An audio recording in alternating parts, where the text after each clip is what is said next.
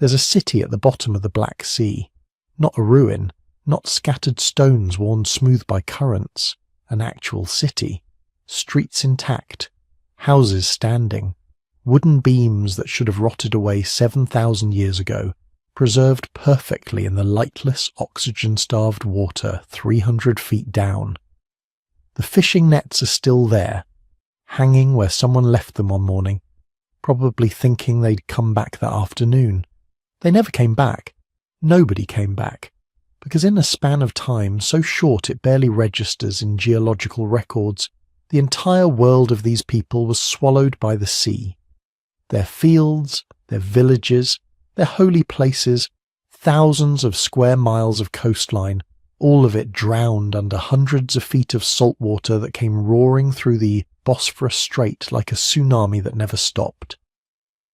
For decades, this was just a story, a legend, another version of the flood myth that appears in practically every ancient culture from Mesopotamia to the Americas. Noah and his ark, Gilgamesh and his boat, Deucalion and Pyrrha in Greek mythology, all describing the same thing, a catastrophic deluge that reshaped the world. Myths, that's what archaeologists called them. Poetic explanations for things ancient peoples didn't understand. Cultural memories mixed with religious symbolism. Then, in 1997, two marine geologists named William Ryan and Walter Pittman published a theory that changed everything. They proposed that around 5,600 BCE, something genuinely apocalyptic happened at the Black Sea. The Mediterranean, swollen with meltwater from retreating glaciers, finally breached the natural barrier at the Bosphorus. What followed was a flood of such magnitude it would have been visible from space. We're not talking about rising water levels over centuries. We're talking about a waterfall 200 times the volume of Niagara Falls, pouring into what was then a freshwater lake, raising sea levels by inches per day, drowning 60,000 square miles of inhabited coastline in less than a year. At first, the scientific community was skeptical. Sure, it was a compelling theory. Yes, the geological evidence supported a sudden flooding event, but proof, actual physical evidence of the civilizations that would have been destroyed, that was harder to find. Until they started looking beneath the waves. If you're using this to fall asleep, that's literally why I make it. So subscribe maybe, and tell me where you are and what time. I love checking comments. Tokyo at sunrise, Toronto at midnight, all listening to the same drowned cities. What they found down there defied expectations. The Black Sea's unique chemistry, its anoxic depths where almost no oxygen exists, created a time capsule unlike anything else on Earth. Wood doesn't rot. Metal doesn't corrode as quickly. Even organic materials that would normally disappear within decades have lasted for millennia. Ancient shipwrecks sit on the seafloor, with their masts still standing, their rigging still attached. Archaeologists found a Greek trading vessel from 400 BCE in such pristine condition you can see the rope marks where sailors tied off the sails. The oldest intact shipwreck ever discovered, looking like it sank last year, not 2,400 years ago. But the ships are just the beginning. Using sonar scanning and underwater robots, research teams have mapped entire settlements. Stone walls marking property boundaries, the remnants of wooden structures perfectly preserved in the cold, dark water, channels that were once rivers now submerged, ancient beaches now 500 feet below the surface, and artifacts, tools, pottery, the everyday objects of people who had no idea they were living on borrowed time. What makes this discovery so haunting is the scale of it. This wasn't a village. It wasn't even a region. It was an entire civilization's worth of coastal settlements, all drowned simultaneously. Hundreds of communities, maybe thousands, gone in less than a generation. Picture it. You're a farmer living on the shores of what you know as a freshwater lake. Maybe you've noticed the water tastes different lately. Maybe you've seen it creeping higher up the beach. But then one morning you wake up and the sea has swallowed your neighbour's house. By evening, it's at your door. By the next day, you're running inland with whatever you can carry, watching your entire world disappear beneath the waves behind you. Some didn't run, some couldn't. And now they're down there too, in the drowned cities, in the houses that became their tombs. This is the story of the Black Sea's buried coasts, of the people who lived there, who died there, who left behind a perfectly preserved snapshot of life at the edge of catastrophe, of the scientist who found them, and of what this discovery means for our understanding of ancient history, climate change, and the flood myths that humanity has been telling for 7,000 years. Because it turns out, they weren't myths at all. They were memories. 12,000 years ago, the Black Sea wasn't a sea at all. It was a lake, an enormous freshwater lake sitting 500 feet below where the surface is today. Picture it. A body of water roughly the size of modern California, completely isolated from the Mediterranean, completely isolated from the oceans. Its shores were lush, temperate, perfect, and people lived there. They had no idea they were living in a place that would one day become a tomb. The lake they knew wasn't like the hostile, nearly lifeless sea that exists today. Modern Black Sea water is stratified, with a layer of toxic hydrogen sulfide below about 150 meters that kills almost everything. But the ancient lake was different. It was oxygenated all the way to the bottom. Fish thrived in its waters. Freshwater species we can identify from sediment cores. Pike, perch, sturgeon. The kind of fish you could catch with simple nets and feed a family for days. The shores were even better. Because here's what matters about the end of the Ice Age. It wasn't just that glaciers melted and sea levels rose. The climate was transforming. Temperatures were stabilizing at levels that were actually ideal for human habitation. Not too hot, not too cold. The regions around this ancient lake experienced what we'd now call a Mediterranean climate. Warm summers, mild winters, reliable rainfall. This created something remarkable, an ecosystem that was basically a Neolithic paradise. The lake provided abundant fresh water, which sounds obvious, but think about what that meant. No salt contamination, no tidal fluctuations destroying settlements, just consistent drinkable water as far as the eye could see. The surrounding lands were covered in mixed forests, oak, beech, hornbeam. These weren't impenetrable jungles. They were open woodlands interspersed with meadows, perfect for both wild game and early agriculture, and people definitely noticed. Archaeological evidence from the regions that are now underwater shows clear signs of Neolithic settlement. Not just temporary camps, but permanent communities. We're talking about people who had made the revolutionary transition from nomadic hunter-gatherers to settled farmers. They were growing wheat and barley. They were domesticating animals, sheep, goats, probably cattle. They were building structures meant to last. The evidence comes from multiple sources. Sediment cores pulled from the Black Sea floor contain pollen signatures that tell us exactly what plants were growing around the ancient lake. The pollen doesn't lie. It shows cultivated grains appearing in the record around 9,000 years ago. It shows clearance of forests, probably for agriculture. It shows the unmistakable signature of human landscape modification. But the really compelling evidence comes from the ancient coastline itself. See, when the flood came and the lake level rose, it didn't just cover the old shores, it preserved them. Under hundreds of feet of water protected from erosion and weathering, those ancient beaches and coastal plains have remained remarkably intact. And when marine archaeologists finally figured out how to survey them properly in the late 20th century, they found something extraordinary. Structures. We're not talking about crude shelters.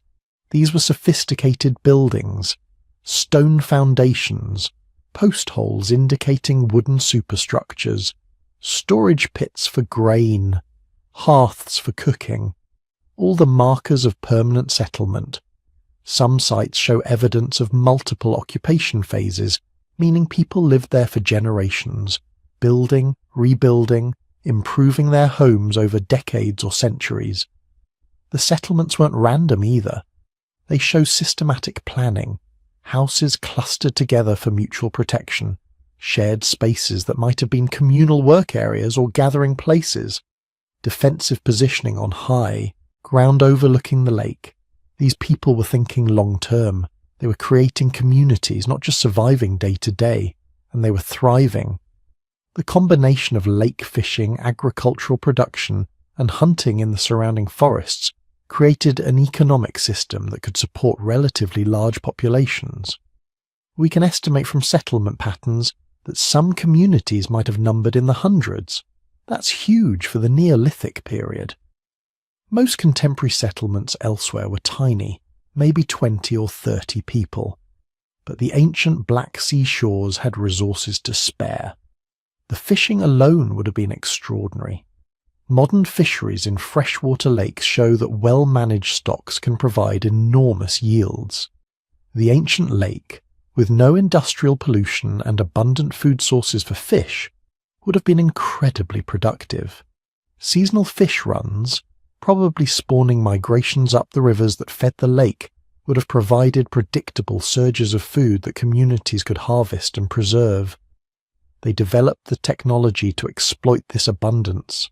Archaeological sites yield fishing equipment, bone hooks, stone weights for nets, harpoon points. This wasn't casual fishing. This was systematic resource extraction. They understood fish behavior, seasonal patterns, migration routes. They were proto-marine biologists, learning through observation and experience how to maximize their catch.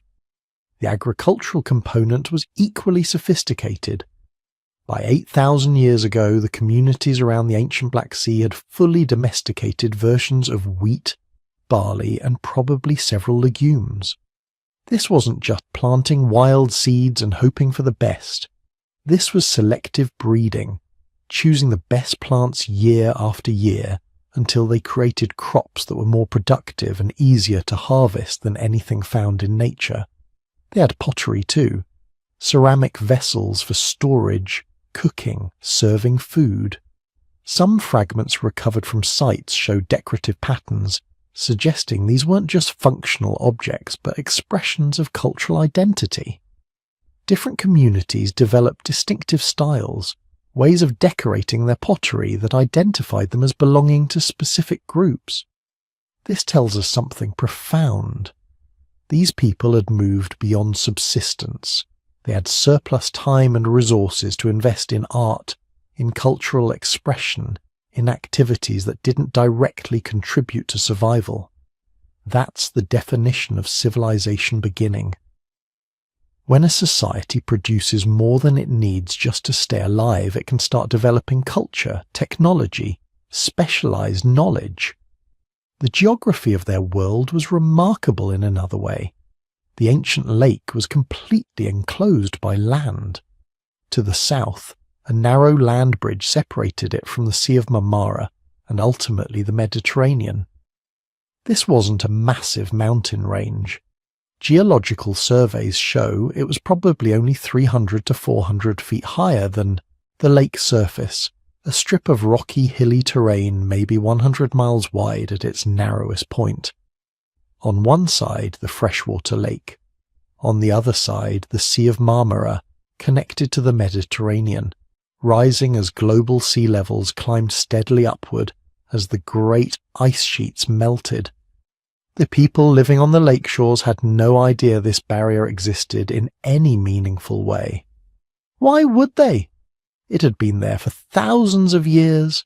It seemed permanent, eternal, as fixed as the mountains in the distance.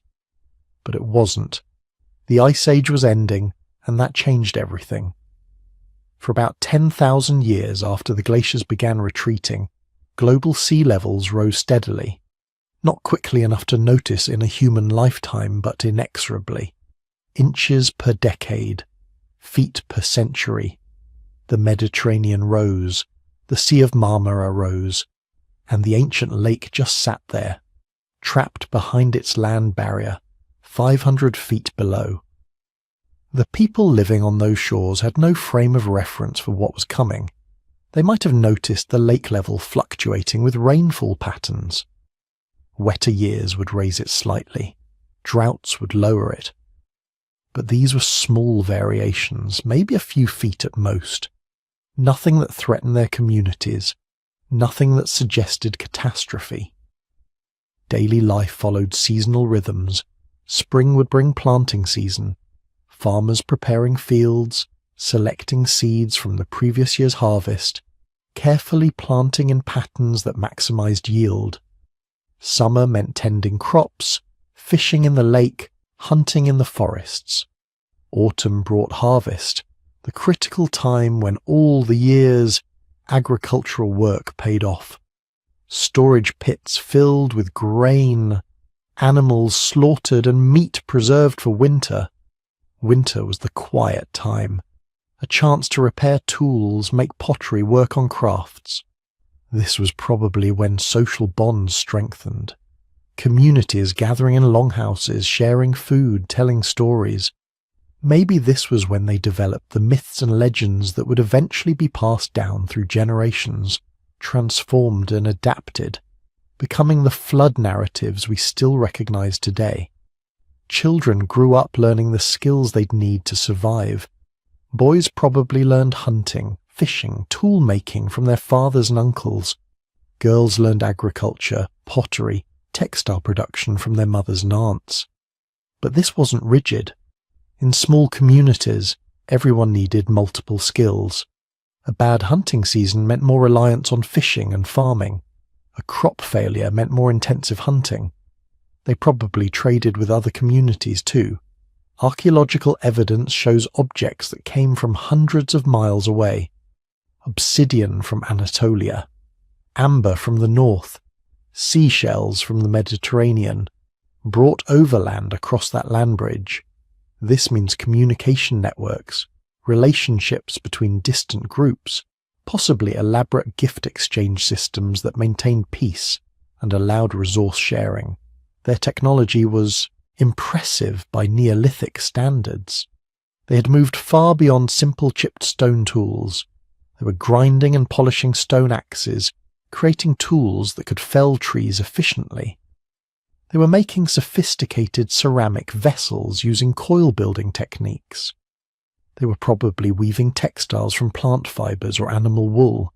They had fire completely mastered, using it for cooking, heating, pottery firing, land clearing. Some communities were probably starting to work copper. The Neolithic was giving way to the Chalcolithic, the Copper Age.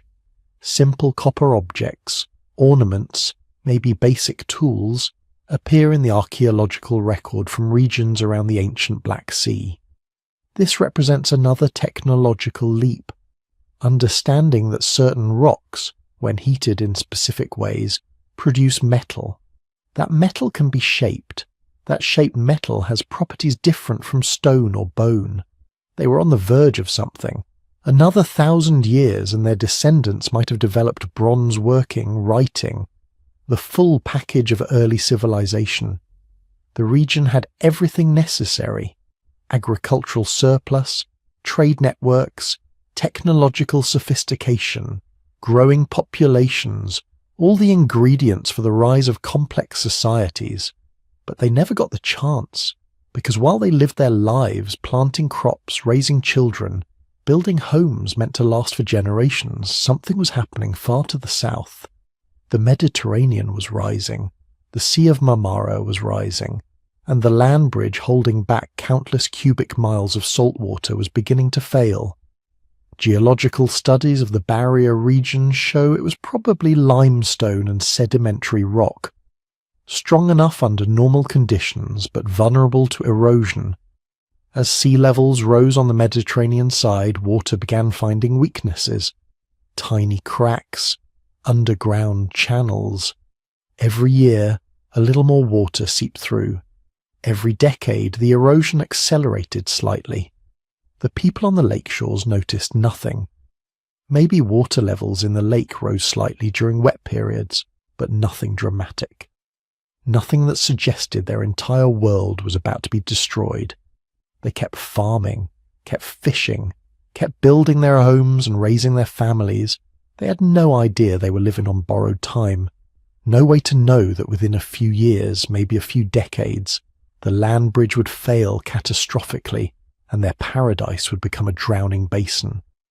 No way to understand that they were creating the archaeological evidence that would, 10,000 years later, help us understand what happened when the ancient world drowned. They were just living, doing what humans do, building communities, raising children, trying to create something lasting in a world they thought was stable and predictable. A world that was about to prove them devastatingly wrong. Picture a ridge of land stretching across what is now the Bosphorus Strait. It's 5,600 BCE, give or take a century.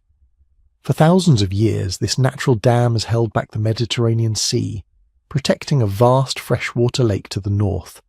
The lake, what we now call the Black Sea, sits about 500 feet lower than the ocean beyond the ridge, maybe more. Nobody's standing there with surveying equipment, but the geological record is clear. There's a massive difference in elevation, and it's been stable for a very long time. Then something changes. It could have started with earthquakes. The region is tectonically active, always has been. Stress builds up along fault lines as continental plates grind against each other. Maybe there was a major quake, or a series of them, weakening the rock and soil that form the barrier. Or perhaps it was simpler than that. Maybe thousands of years of erosion finally wore the barrier thin enough that water started seeping through.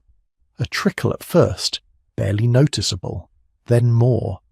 The Mediterranean was higher, so it wanted to flow downhill. Basic physics. But once it started, there was no stopping it. The first breach was probably small, maybe just a stream, something you could jump across. But water is patient and relentless. It carves, it erodes, it finds every weakness. That stream would have begun cutting into the land barrier, carrying away soil and rock, widening the channel hour by hour. As the channel grew, more water could flow through. As more water flowed, the erosion accelerated.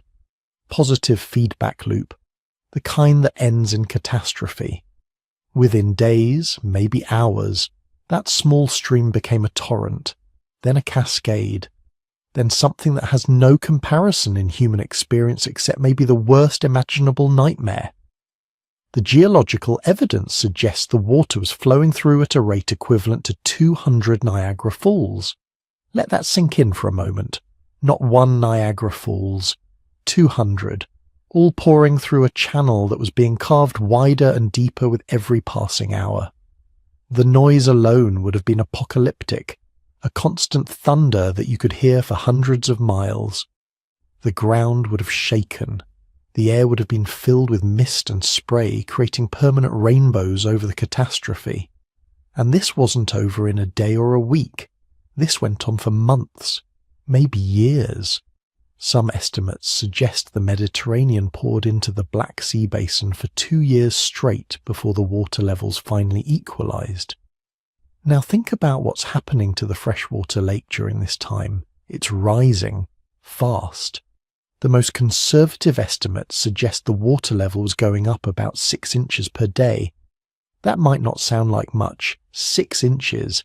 You can measure that with a ruler, but spread that across thousands of square miles of coastline, and you're talking about entire landscapes disappearing while people sleep. Villages that were half a mile from the water in the morning would be underwater by evening. Fertile valleys where families had farmed for generations would vanish in a week, 6 inches per day, every single day, for months or years.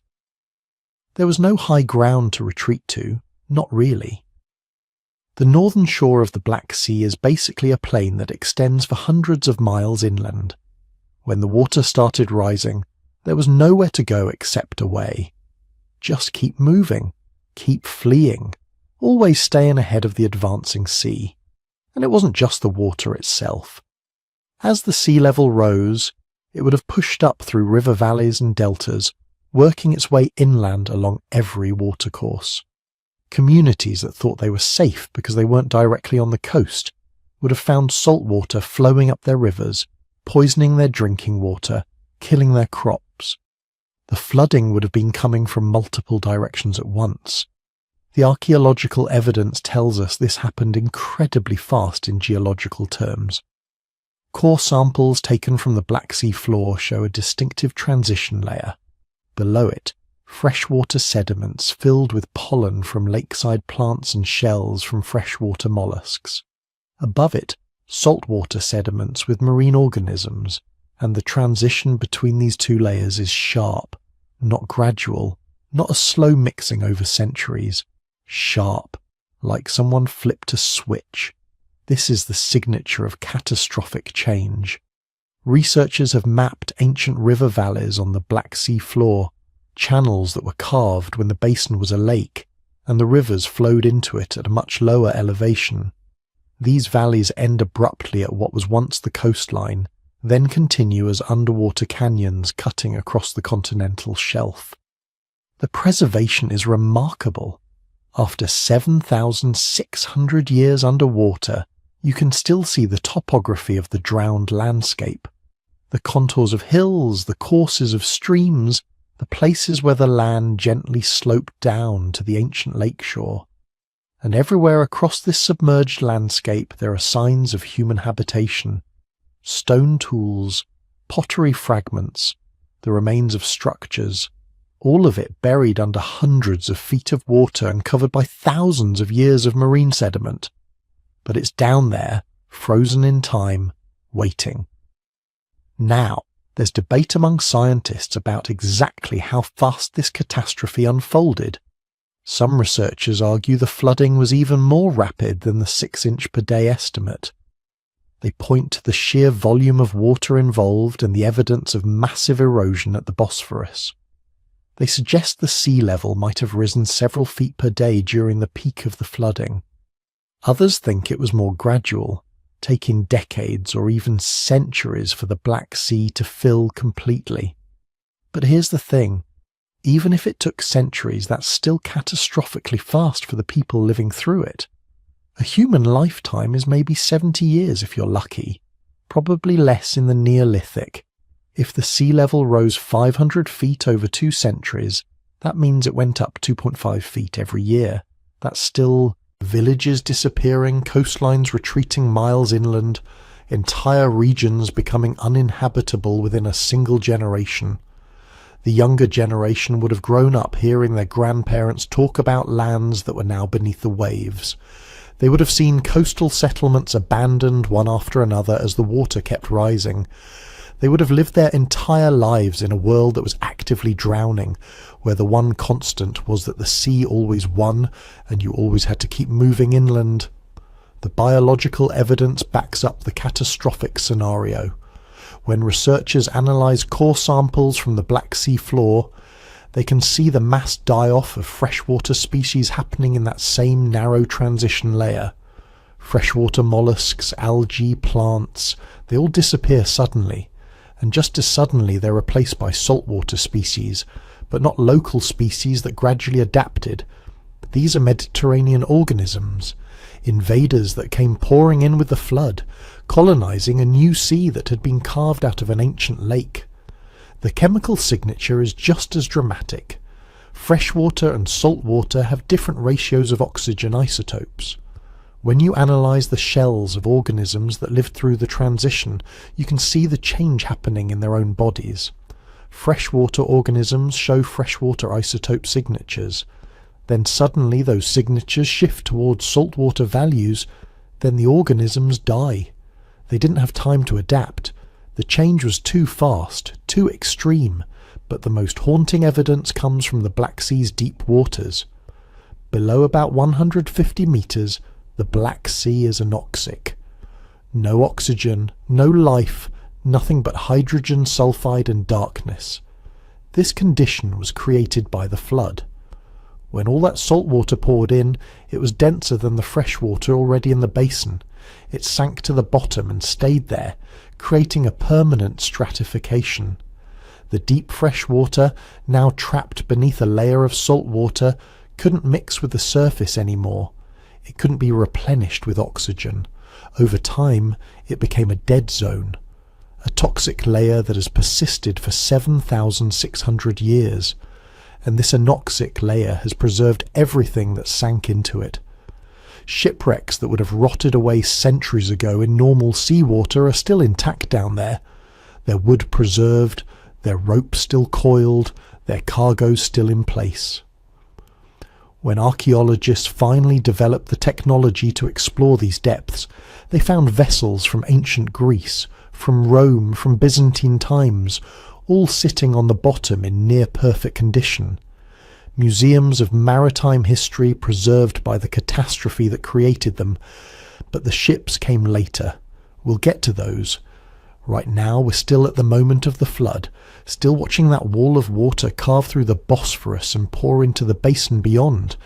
Think about the choice facing the people who lived on those ancient shores. You're a farmer, let's say. Your family has worked this land for generations.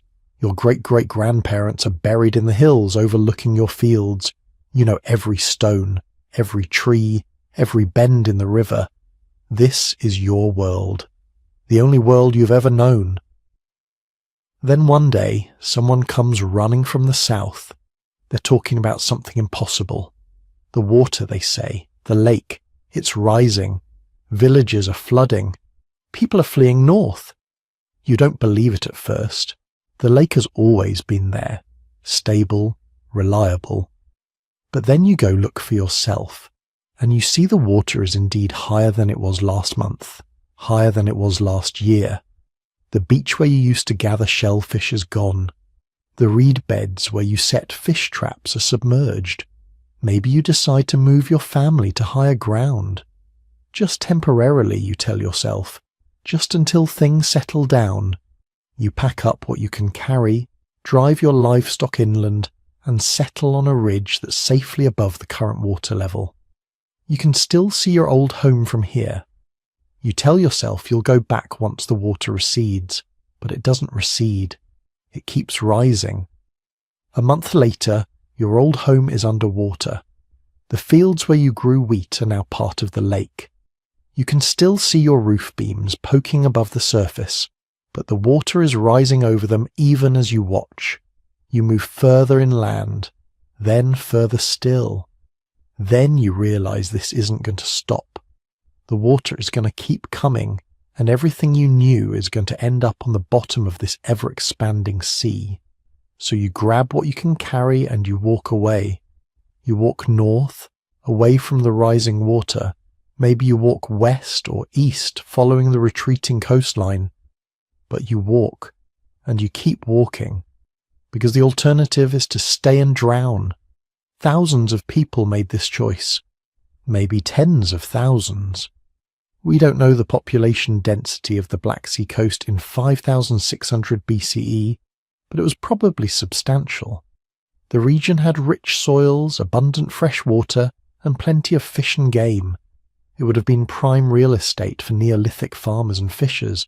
All those people had to go somewhere when the flood came. Some probably died. The elderly, the sick, the ones who couldn't or wouldn't leave. Maybe some people tried to stay, tried to adapt by moving their settlements inland again and again, until finally there was nowhere left to go. Maybe some communities managed to load their possessions onto boats and float to safety. But most people probably just walked. Refugees from a drowning world, carrying whatever they could, heading anywhere that wasn't underwater. And here's where the story gets really interesting. Because when you have thousands of people suddenly displaced by catastrophe, they don't just vanish. They go somewhere. They settle in new regions. They tell their stories to their children and grandchildren. They turn their trauma into myth, into legend, into the foundational narratives that shape cultures for thousands of years. There are flood stories scattered across the ancient world. The Epic of Gilgamesh from Mesopotamia describes a flood that covered the earth, sent by the gods to destroy humanity. The biblical story of Noah tells almost the same tale. The Greeks had Deucalion, who survived a flood sent by Zeus. The Hindus have Manu. Nearly every ancient culture around the Mediterranean and Near East has some version of the same story. A great flood, divine anger, a few survivors who rebuild civilization afterward. For a long time, scholars thought these were just myths, universal stories that humans tell to explain natural disasters, to make sense of the frightening power of nature. But what if they weren't just myths? What if they were memories? The Black Sea flood happened at exactly the right time to have influenced these stories. 5600 BCE is right at the dawn of civilization in the Near East. Within a few centuries of the flood, we start seeing the development of complex societies in Mesopotamia. Writing, cities, organized religion, all emerging in a relatively short period, and all carrying stories of a great flood that destroyed the world before. Could refugees from the Black Sea flood have carried their stories south into Mesopotamia? Could the trauma of watching your entire world drown have been so profound that it echoed through thousands of years of oral tradition before finally being written down in texts like Gilgamesh? The timing works, the geography works, the details, the specifics about the water rising and covering the land, about people fleeing in boats, about the old world being destroyed and a new world beginning afterward, all of it matches what we know about the Black Sea event. But there's a problem, a significant one. Not all scientists agree the flood was catastrophic enough to generate these myths. Some argue the sea level rise was gradual, that people had plenty of time to adapt and relocate. They point out that even 6 inches per day, while significant, isn't the kind of sudden, overwhelming deluge described in the flood myths. Those stories talk about water covering the earth in days, not years, and they might be right. Maybe the Black Sea flood was dramatic in geological terms, but not apocalyptic in human terms. Maybe the flood myths come from somewhere else entirely, from some other catastrophe we haven't identified yet. Or maybe they're just stories, universal human attempts to explain the power of water and weather. But then again, maybe catastrophe is relative. If you're a Neolithic farmer watching your ancestral land slowly but inexorably disappear beneath rising water, watching your community fragment as families flee in different directions, watching everything you knew and loved vanish beneath the waves, does it matter if it took months or years instead of days? The world still ended. Your world, anyway. And that's the kind of trauma that gets remembered, that gets passed down, that becomes myth. The Black Sea remembers, the sediments remember, the drowned valleys remember, and somewhere in the darkness, hundreds of feet below the surface, the remains of those ancient communities are still waiting to tell us what really happened, waiting to confirm or refute the theories, waiting to show us what it was like when the Mediterranean broke through and the world drowned. But we're getting ahead of ourselves. Before we can understand what's down there, we need to talk about how we found it in the first place. How modern scientists, using technology that would seem like magic to those Neolithic refugees, finally located the evidence of the catastrophe. How they mapped the drowned coastlines and discovered the preserved settlements. How they confirmed that yes, something extraordinary happened here. Something that changed the course of human history. That story begins decades ago, with curious researchers, sophisticated equipment, and a sea full of secrets. For thousands of years, nobody knew. The Black Sea kept its secrets buried under hundreds of feet of dark, lifeless water. Fishermen pulled their nets through the surface layers. Ships crossed the sea on ancient trade routes. Coastal cities rose and fell along its modern shores. And all the while, just a few hundred meters down, An entire lost world waited in perfect preservation, frozen in time, hidden in darkness, waiting for someone to develop the technology to find it. That someone was Robert Ballard. You probably know him as the guy who found the Titanic in 1985. But in 1999, Ballard turned his attention to something potentially more significant. Not a sunken ship, but an entire drowned civilization. He'd read the theories about the Black Sea catastrophe, the idea that 7,600 years ago a massive flood had transformed the sea from a freshwater lake into a saltwater abyss. Most underwater archaeologists thought searching for evidence was pointless. The Black Sea was too deep, too dark, too difficult to explore. Any settlements that might have existed would have been destroyed by currents, buried under sediment, or eroded away by centuries of saltwater exposure. Ballard disagreed. He knew something most archaeologists didn't, something that would change everything. The Black Sea was unlike any other body of water on Earth.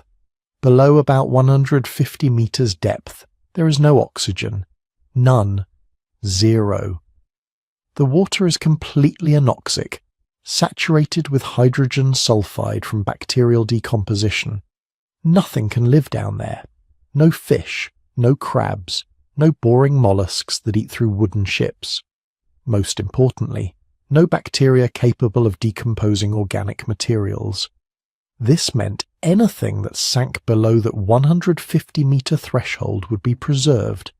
Not just preserved like objects in other shipwrecks, slowly deteriorating over centuries, perfectly preserved. Wood that should have rotted away, thousands of years ago still intact. Rope and fabric undisturbed. Tools lying exactly where they were dropped. If there were ancient settlements down there, they wouldn't just be ruins. They would be time capsules, frozen moments from the moment the flood hit. Ballard assembled an expedition team and headed to the Turkish coast in September 1999. They brought advanced deep-sea sonar mapping equipment, robotic submersibles equipped with cameras and sampling arms, and most crucially, technology developed for deep-sea oil exploration that could create three-dimensional maps of the seafloor. They didn't just want to find random artifacts. They wanted to map the entire drowned landscape to see what the world looked like before the flood. The first thing they discovered was the ancient coastline itself. Running the sonar back and forth across a grid pattern, they watched as the computer slowly assembled an image of what lay beneath. And there it was, a clear geological boundary about 150 meters down, marking the transition between the old freshwater lake and the modern saltwater sea. This was the shoreline where people had lived 7,600 years ago, the edge of the world before the Mediterranean broke through. But that was just the beginning. As they continued mapping, following the ancient coastline, they found something that made everyone on the research vessel stop and stare at the monitors. A river valley.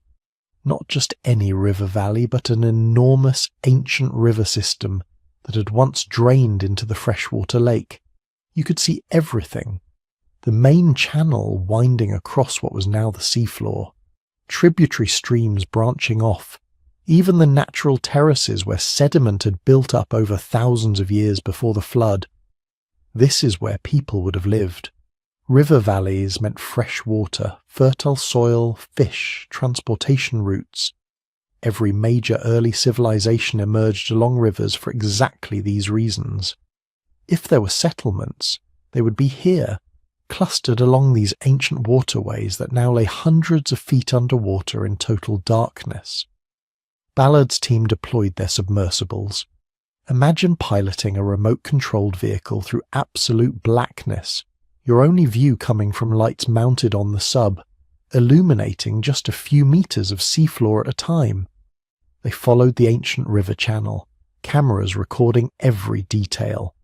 Hours of nothing but sediment, the occasional modern shipwreck, fish swimming through their lights. Then, on September 13, 1999, They saw it. A structure. Man-made, unmistakable. Carefully cut beams arranged at right angles. Notches carved to fit other pieces of wood that had long since shifted position. It was a building, or what remained of one, collapsed but preserved. The wood was still solid, not petrified, not decomposed, just old. 7,600 years old, resting on the seafloor exactly where it had stood when the flood came. The discovery sent shockwaves through the archaeological community. This wasn't supposed to be possible. Wood doesn't survive that long underwater. Except here, in the anoxic depths of the Black Sea, it did. The submersible's robotic arms carefully collected samples. Carbon dating would later confirm what Ballard already suspected. This structure dated to approximately 5,500 BCE, right around the time the flood would have occurred.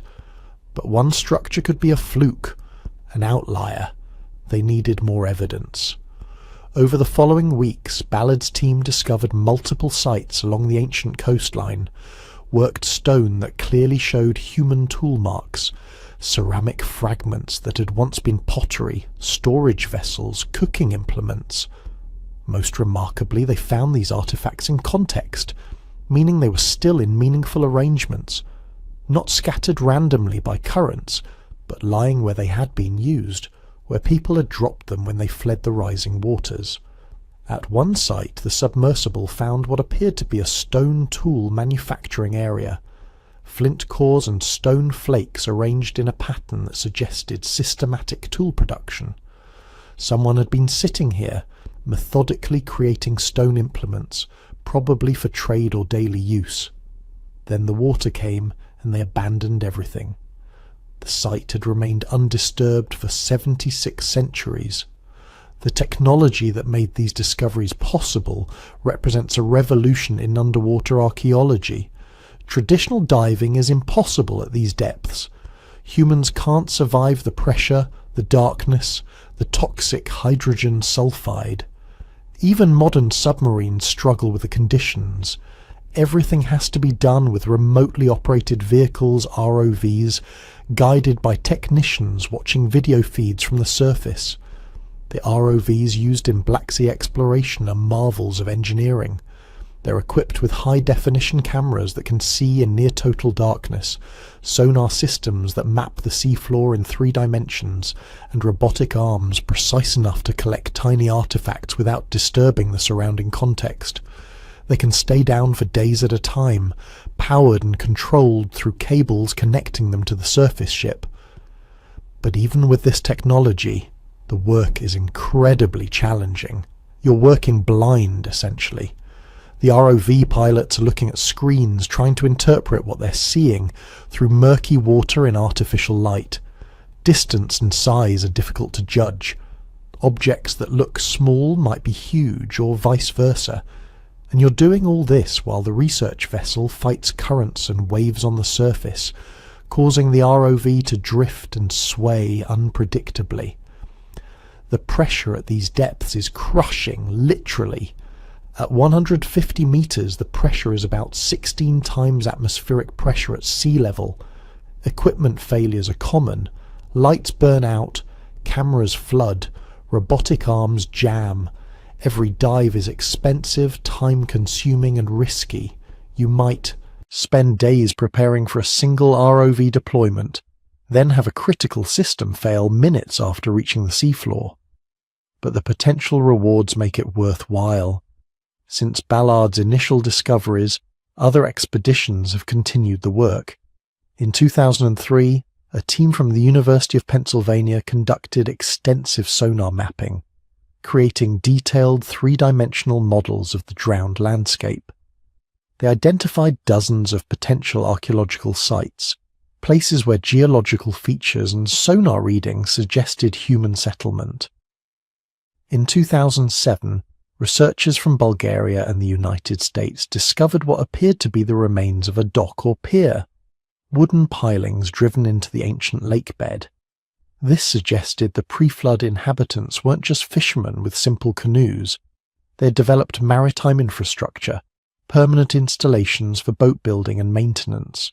More recent expeditions have employed even more advanced technology. Side-scan sonar can now create images so detailed you can identify individual architectural features from the surface.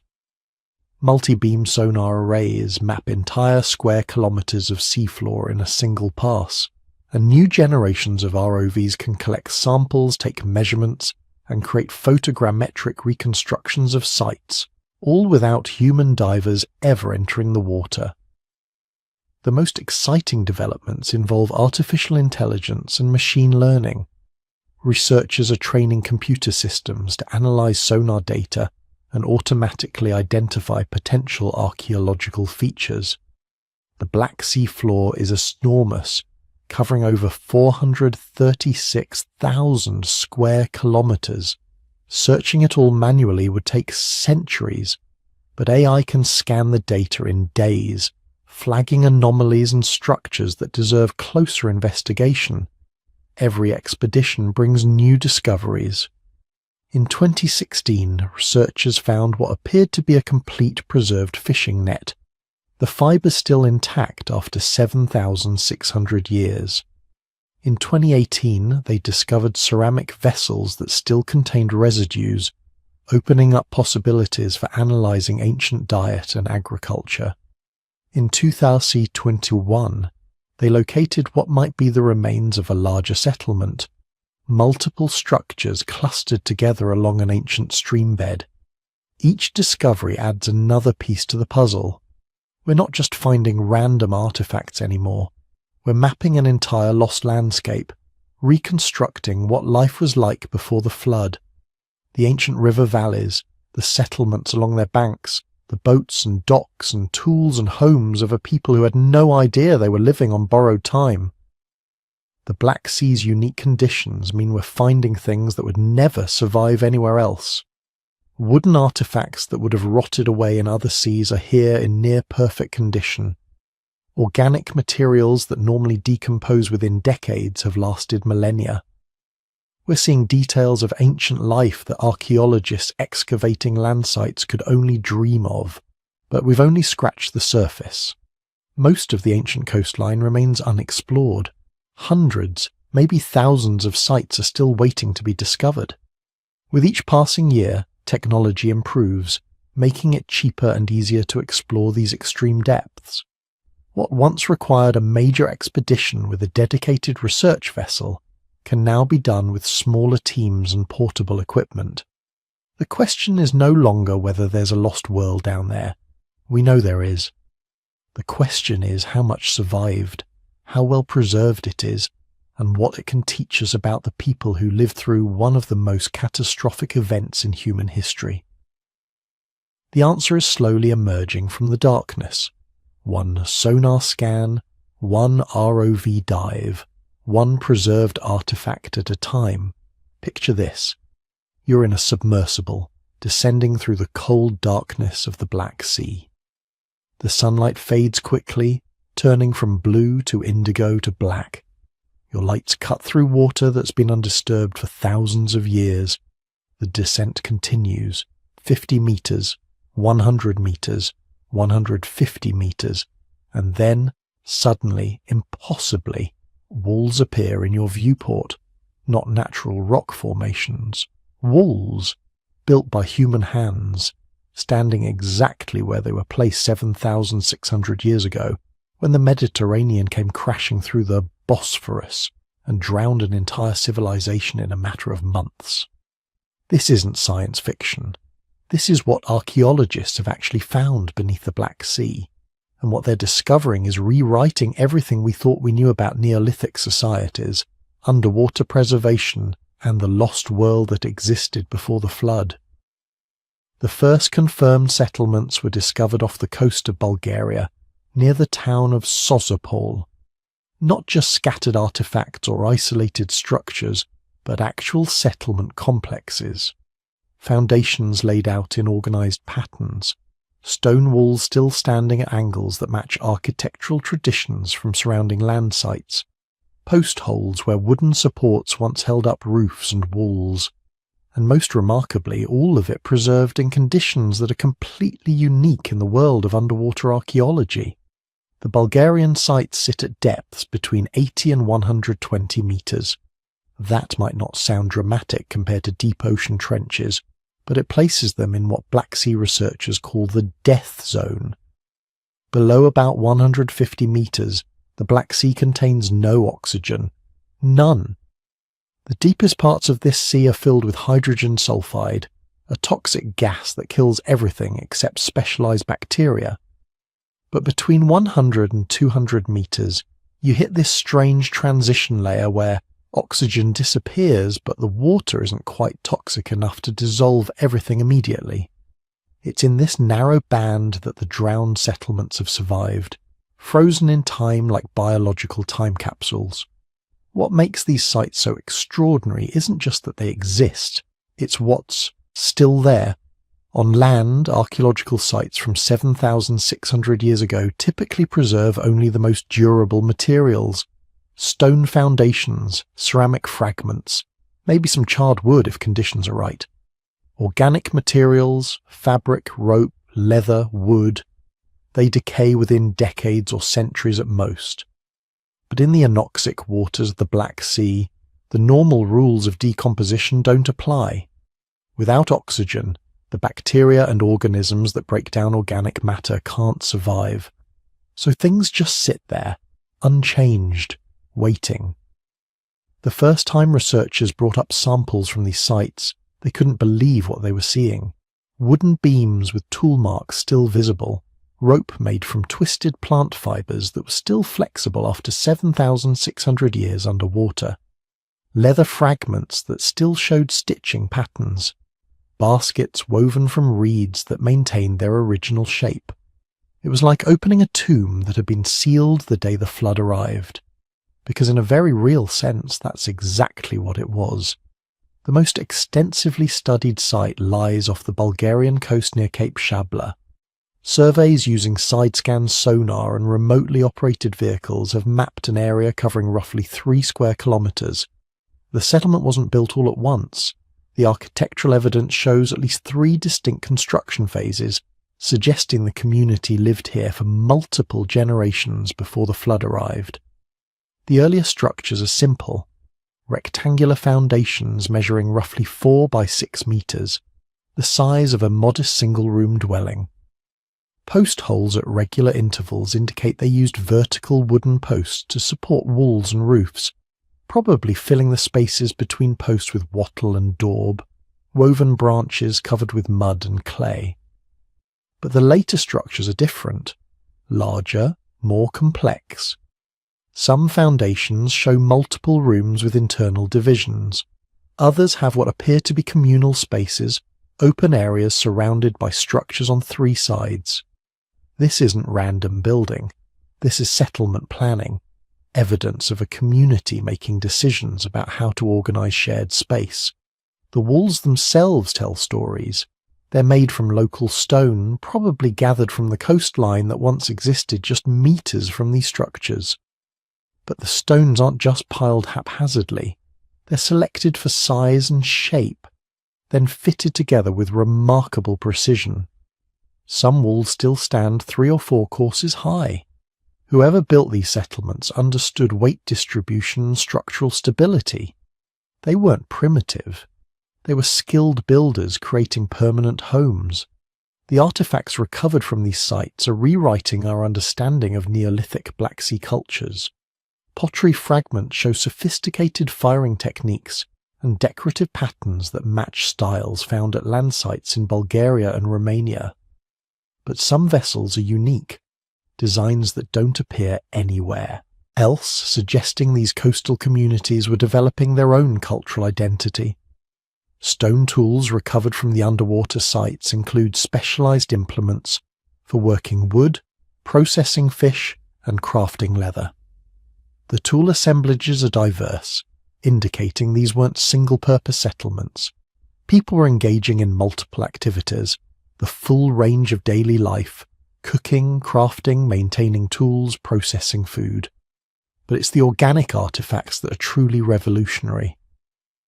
At a land site, you might find a few preserved seeds or charred grain if you're extremely lucky.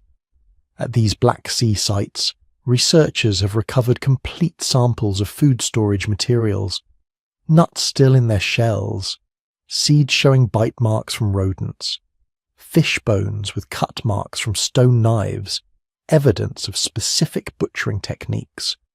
These materials let us reconstruct diet and subsistence patterns with precision that's usually impossible for Neolithic sites. One particularly remarkable find was a fishing net, or rather, fragments of a fishing net preserved well enough to reconstruct the knotting technique and measure the mesh size. This tells us exactly what size fish they were targeting and how they were doing it. It's the archaeological equivalent of finding an ancient technology manual. The net's construction matches techniques still used by traditional fishers in some parts of the Mediterranean, suggesting these methods persisted for thousands of years because they worked. Other sites have been identified off the Romanian coast near the Danube Delta. These settlements show different architectural patterns than the Bulgarian sites. Instead of rectangular structures arranged in loose clusters, the Romanian sites have more linear arrangements, buildings positioned along what were probably the banks of ancient river channels. This makes sense. Before the flood, the Danube would have emptied into the Black Sea lake system through a series of distributary channels. Communities living along these channels would have access to both fresh water and the resources of the lake. They could fish, hunt waterfowl in the marshes, and trade with communities further up the river system. The preservation at these sites varies depending on exact depth and local conditions. Some areas show spectacular preservation with wooden artifacts and organic materials intact. Others have been more disturbed, possibly by ancient currents or more recent fishing activities. But even the disturbed sites provide valuable data. The distribution of artifacts across the seafloor can tell us about settlement organization. Concentrations of pottery in certain areas suggest dedicated cooking or food storage locations. Stone tool distributions reveal activity areas, places where people sat to make and repair their implements. Now here's where the story gets really interesting. The sites discovered so far, the ones that have been mapped and studied, they're almost certainly just the beginning. Think about the geography. The Black Sea has over 4,000 kilometers of coastline. Before the flood, the lake that occupied this basin had even more coastline because the water level was lower. We're talking about tens of thousands of kilometers of prime coastal real estate. Freshwater access, abundant fish and waterfowl, fertile soil from river sediments, protection from extreme weather, everything you'd want for a Neolithic settlement. The sites discovered so far were found almost by accident. Surveys conducted for oil and gas exploration. Sonar scans done for navigation safety. Targeted searches in areas where land sites suggested nearby coastal settlements might have existed. Nobody has conducted a systematic archaeological survey of the entire Black Sea basin. It would cost hundreds of millions of dollars and take decades. But every time researchers look in areas where settlements should theoretically exist, they find evidence of human occupation, stone tools on the seafloor, pottery fragments, worked wood, and sometimes, if they're very lucky, intact structures. Statistical modelling based on the density of known sites suggests there could be hundreds, possibly thousands of drowned settlements around the Black Sea. Most will be small, hamlets of a few dozen people living in a handful of structures, but some, particularly near major river mouths where resources would have been most abundant, could be much larger. We're talking about communities of hundreds or possibly thousands of people, villages that would qualify as significant population centres for the Neolithic period. Entire towns preserved beneath the waves, waiting to be discovered. The technology exists to find them. High-resolution multibeam sonar can create detailed maps of the seafloor showing individual structures. Autonomous underwater vehicles can cover vast areas, photographing the bottom in high definition and building 3D models of sites. Remotely operated vehicles equipped with manipulator arms can collect samples without risking human divers at dangerous depths. But the technology is expensive. Most Black Sea nations have limited archaeological budgets, and underwater work is always risky and logistically complex. So the vast majority of the drowned world remains unexplored and unmapped. What we have discovered is already changing archaeology. The Black Sea sites provide something that doesn't exist anywhere else in the world: perfectly preserved Neolithic settlements complete with organic materials. Other underwater archaeological sites exist, obviously. The Mediterranean is full of ancient shipwrecks and submerged Roman ports, but most underwater sites either date from historical periods with written records, or they've been underwater so long that only the most durable materials survive. The Black Sea sites are different. They're old enough to represent a period we know very little about, the Neolithic transition, when humans first started building permanent settlements. But they're young enough that the flood which drowned them is within the range of historical memory, possibly even the origin of flood myths that appear in multiple ancient cultures. And the preservation is simply unmatched. Researchers comparing Black Sea artifacts to similar materials from other underwater sites describe the difference as shocking. A wooden artifact from a Mediterranean wreck might show the basic shape and some surface details. The same artifact from the Black Sea looks like it was submerged yesterday. Tool marks are crisp, wood grain patterns are visible, even paint or dye residues sometimes survive.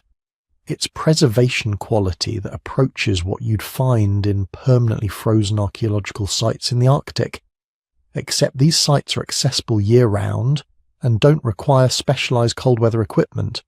What this means is that we're learning things about Neolithic life that would be impossible to discover any other way. The layout of settlements tells us about social organization. Were houses all roughly the same size, suggesting an egalitarian society? Or are some structures significantly larger and better built, indicating social hierarchy? The Black Sea sites show both patterns. Some settlements appear egalitarian with similar-sized structures arranged informally. Others show clear evidence of central planning and differentiation between structures.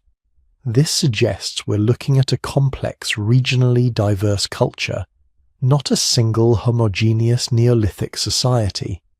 The artifacts tell us about trade networks.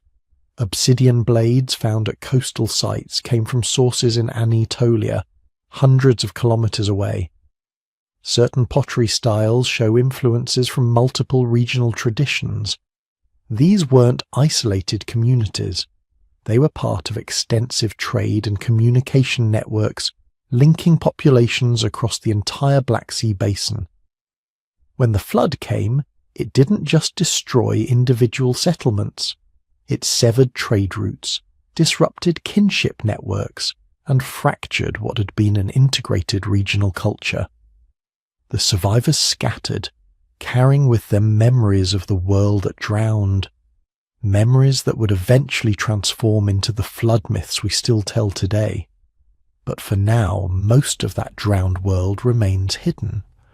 Somewhere beneath the dark waters, larger settlements wait to be discovered. Maybe complete village complexes with dozens of structures. Maybe even fortified sites with defensive walls. If Neolithic Black Sea societies had developed the social complexity to engage in organized warfare, maybe ceremonial centers or burial grounds that could tell us about their religious beliefs and social rituals. The technology to find these sites exists. The historical importance is beyond question. All that's missing is the funding, political will, and international cooperation necessary to mount systematic exploration of one of the world's largest and least explored archaeological landscapes. Until then, researchers work with what they can access, mapping sites near shore, collecting artifacts when funding allows, building 3D models and creating databases, waiting for the day when we finally have the resources to truly explore the drowned world and discover what other secrets lie preserved in the Black Sea's anoxic depths. Here's what we know for certain.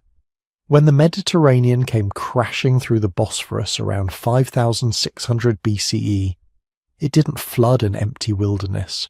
It drowned a civilization. Not in the modern sense, with cities and writing and organized government, but a thriving, sophisticated culture of people who had already figured out something that would change human history forever. They had learned to farm. The archaeological evidence comes from what the water couldn't destroy. Sites just beyond the flood zone, settlements that survived on higher ground, showing us exactly what kind of world existed before the deluge. And what that evidence reveals is remarkable. These weren't primitive hunter-gatherers barely scraping by.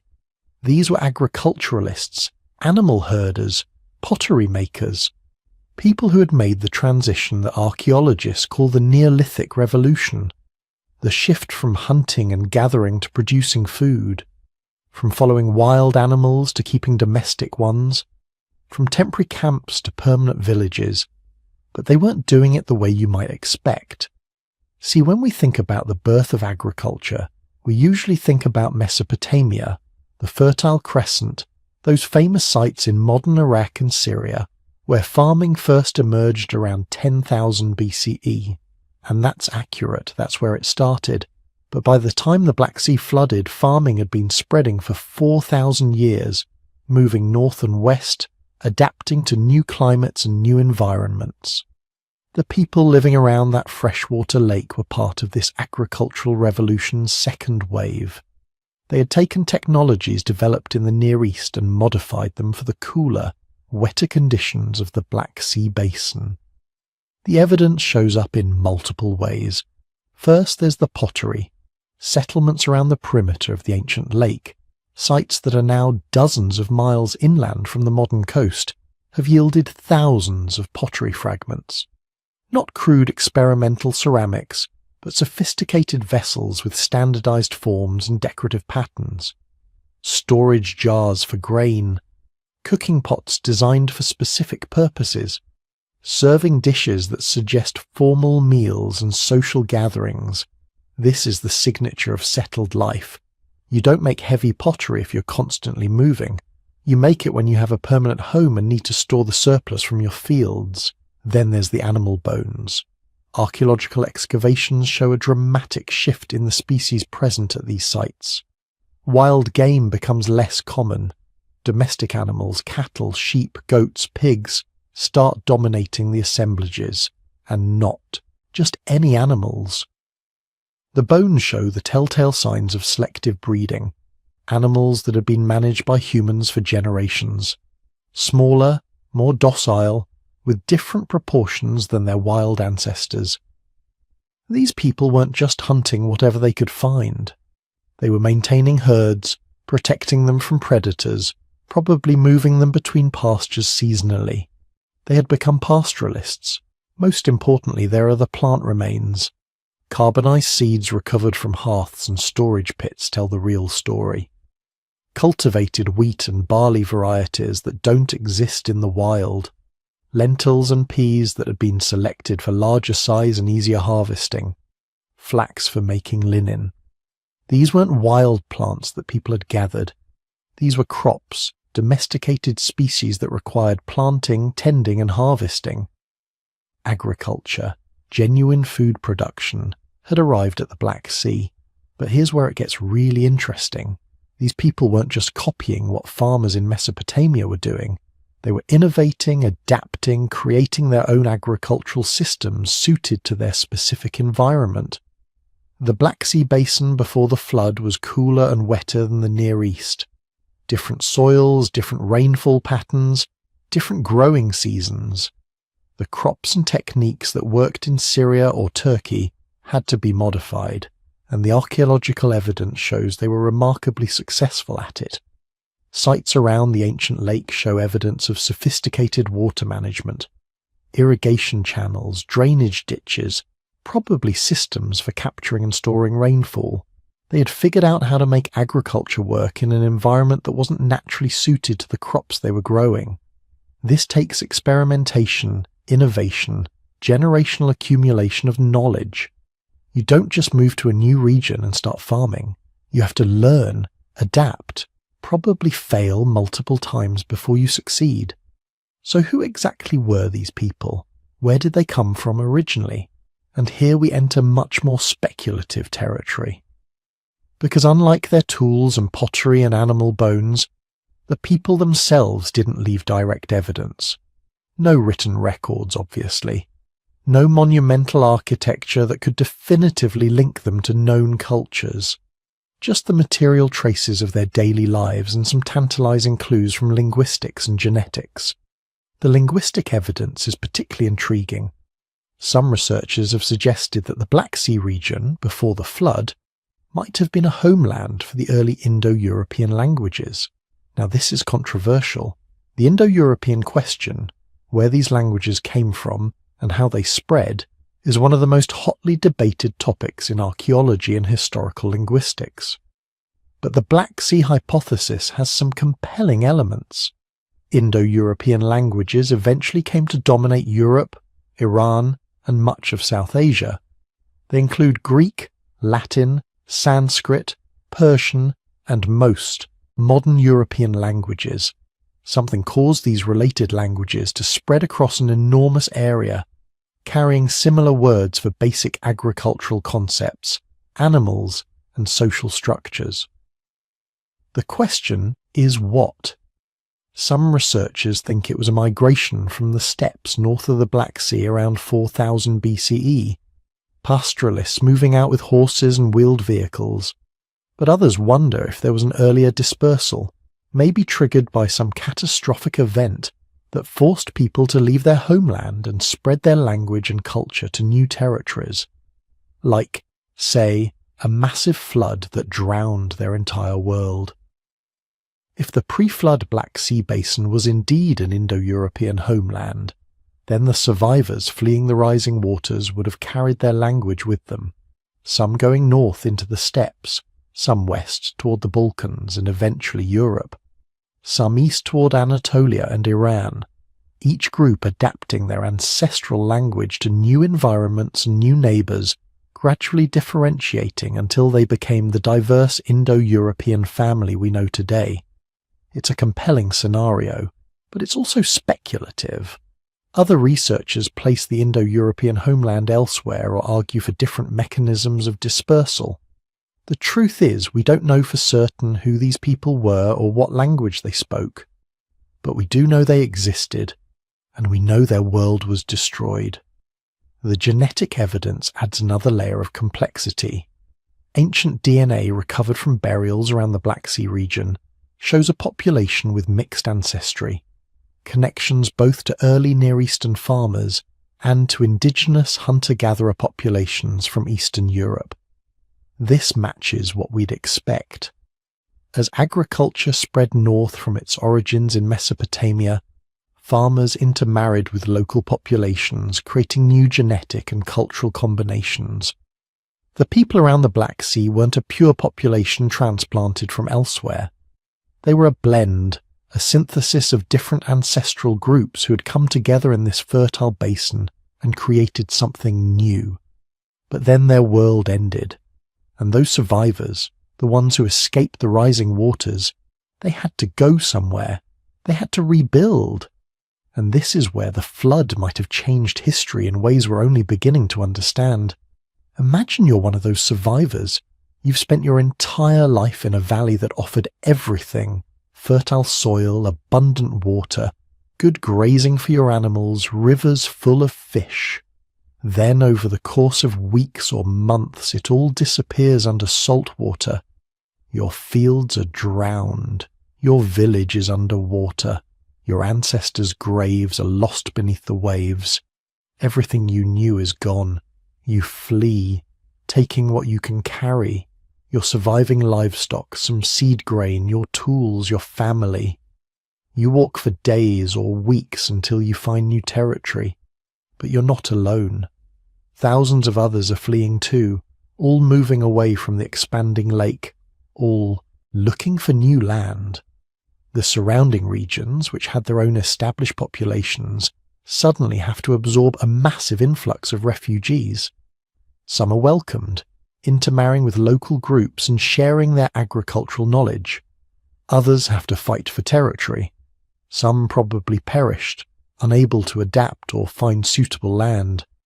But those who survived carried something with them beyond just their possessions. They carried a story, the memory of the world that drowned, the tale of how the waters came and destroyed everything their ancestors had built.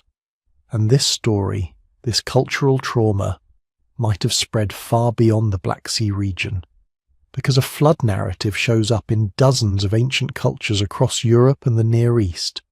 Not just the biblical story, but Greek myths, Sumerian legends, ancient Indian texts, all describing catastrophic floods that wiped out the old world.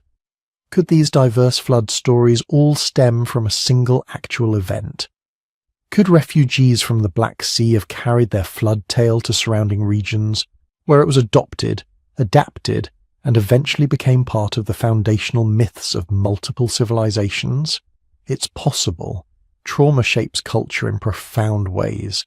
A disaster that destroyed an entire world would have left psychological scars across generations. The survivors would have told their children about what was lost. Those children would have told their children.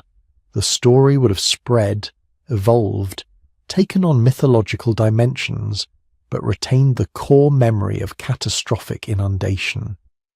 The archaeological evidence shows clear disruption in settlement patterns across southeastern Europe around the time of the flood. Sites are abandoned, new sites appear in different locations, pottery styles change, indicating either population movement or cultural transformation. Something happened that reshaped the human landscape of the region, and the most likely explanation is that thousands of people were forced to relocate when their homeland was destroyed by rising water. Those people brought their agricultural knowledge, their animal herding practices, their pottery traditions, and their stories to new territories. They intermarried with local populations, creating new genetic and cultural combinations.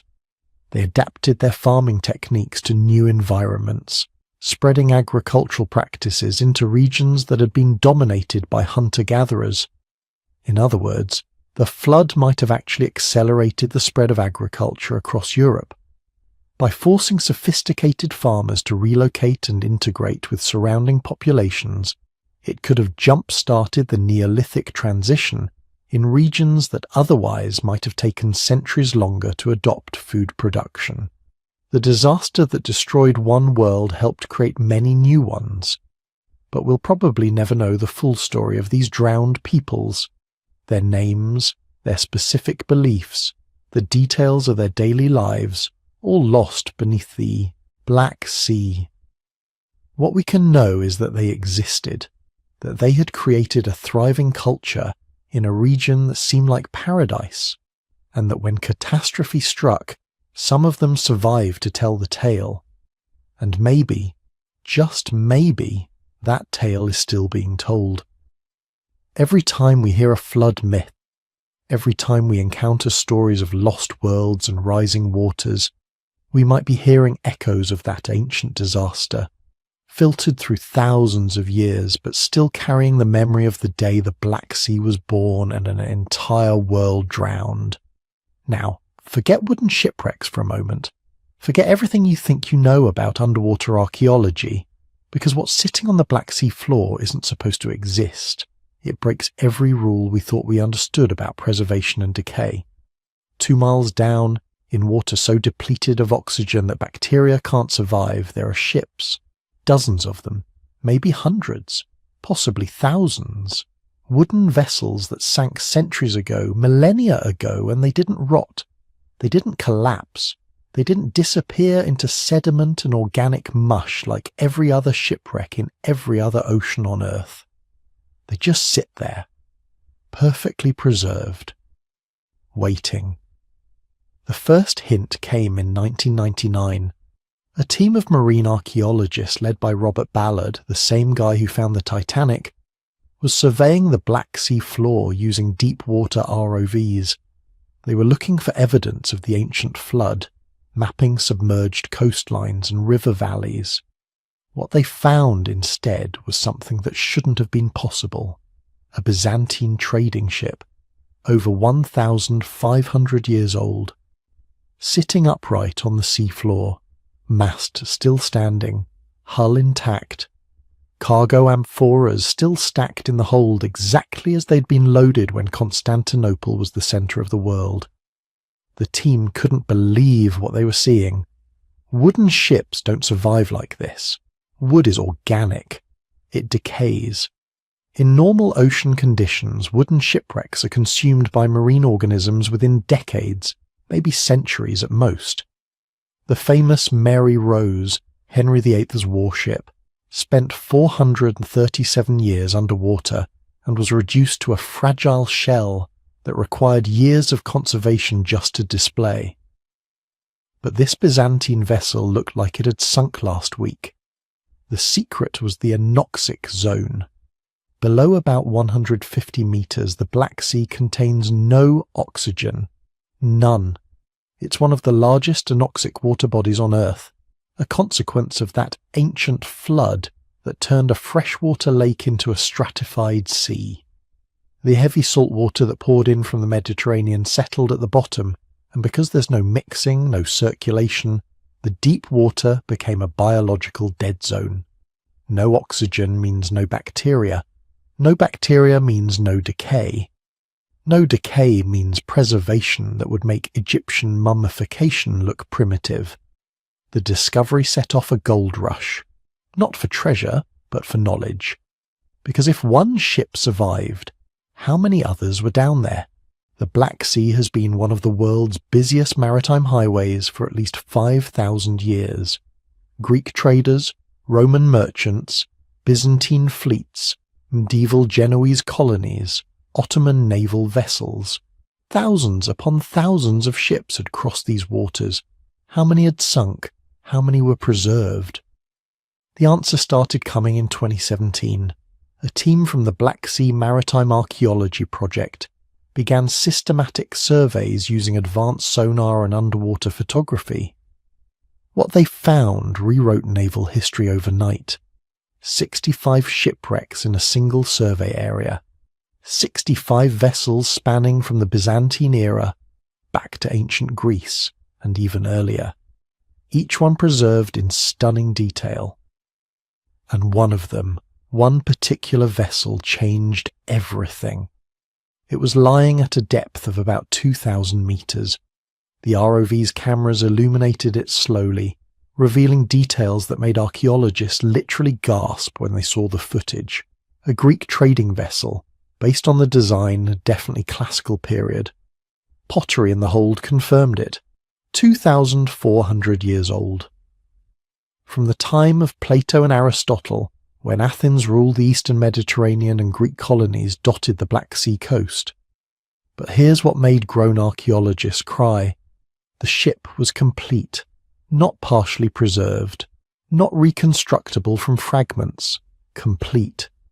The mast was still standing, rope rigging still attached. The steering oars were in place. Rowing benches where the crew had sat were intact. Ceramic jars in the hold were still sealed. The hull planking showed tool marks from the craftsmen who had built it 2,400 years ago. Nobody had ever seen anything like this.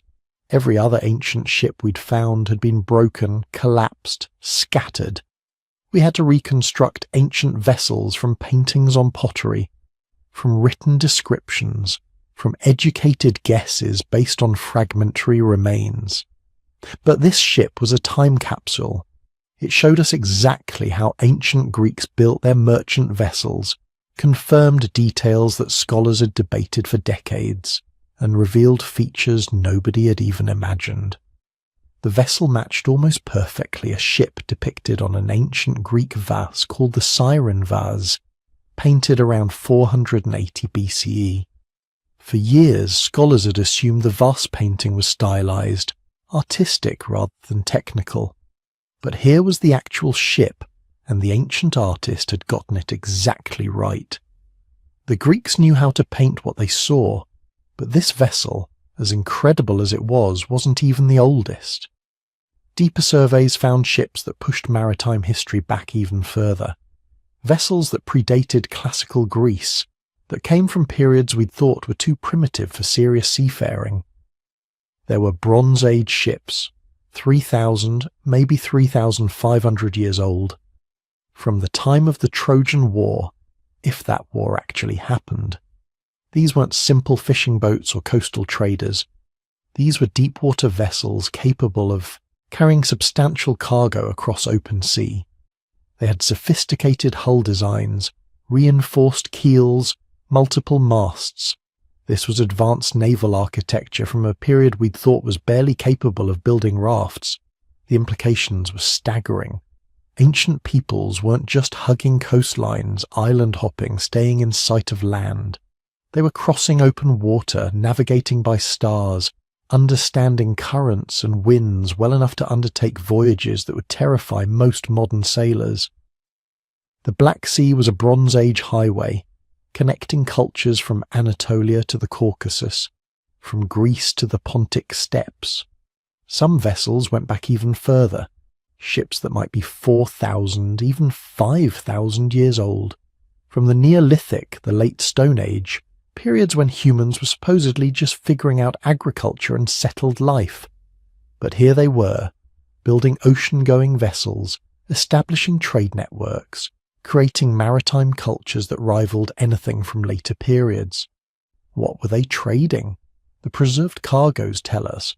Grain from the Pontic steppes, the breadbasket of the ancient world, wine and olive oil from Greek colonies, copper and tin for bronze making, amber from the Baltic coming down ancient trade routes, obsidian from Anatolia, valued for its razor-sharp edges, salt fish, dried for long-term storage, luxury goods, pottery, jewellery, the small valuable items that made long-distance trade profitable, but also slaves. The ancient Black Sea economy ran partly on human trafficking. Greek colonies would trade manufactured goods to steppe peoples for captives taken in tribal warfare. Those captives would be shipped across the Black Sea to Mediterranean markets. Some of these ships might be ancient slave vessels, carrying human cargo in their holds.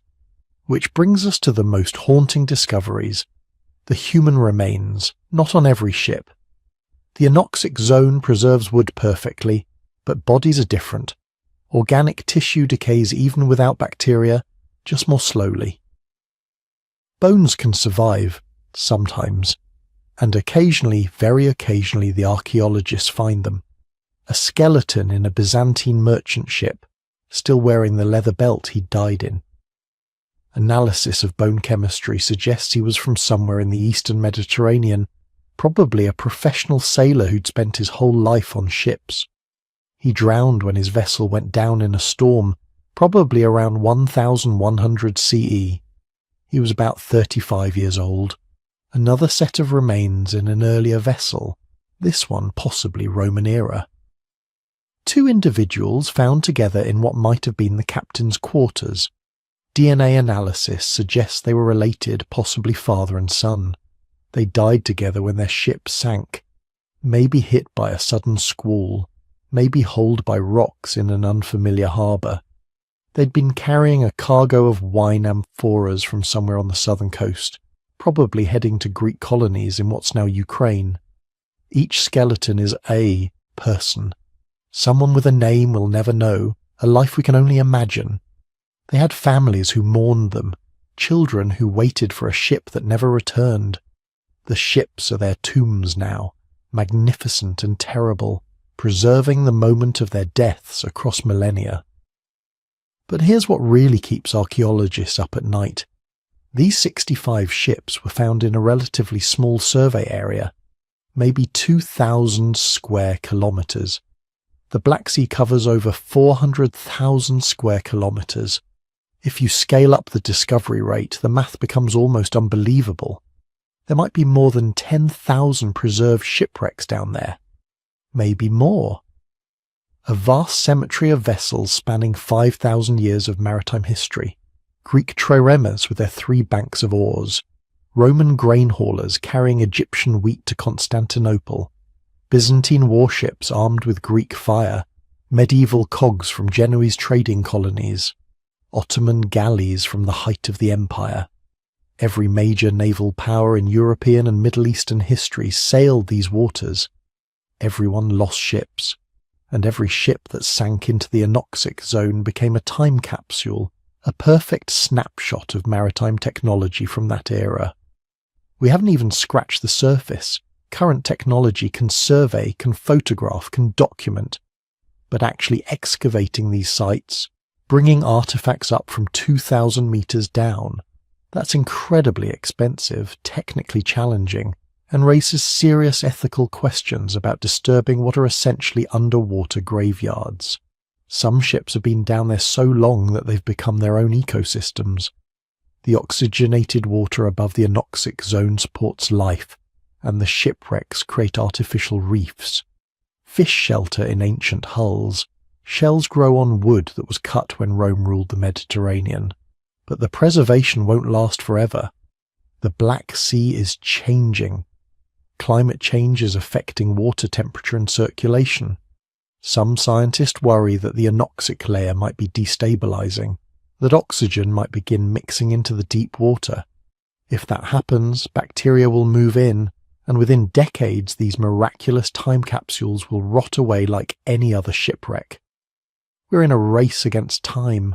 We need to survey, document, study these vessels before they're lost again, this time forever.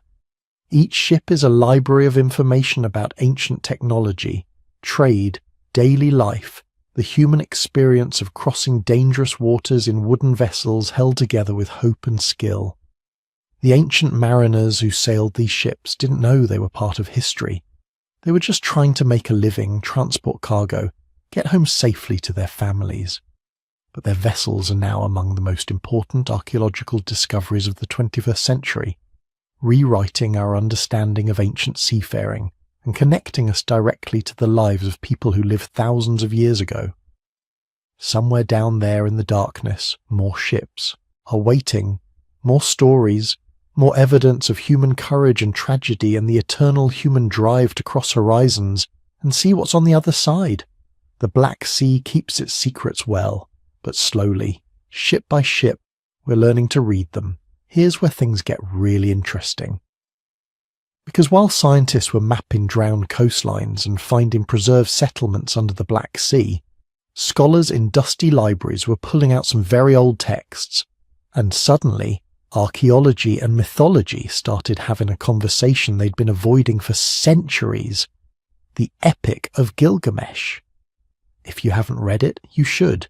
It's one of the oldest written stories in human history, composed in ancient Mesopotamia around 4,000 years ago.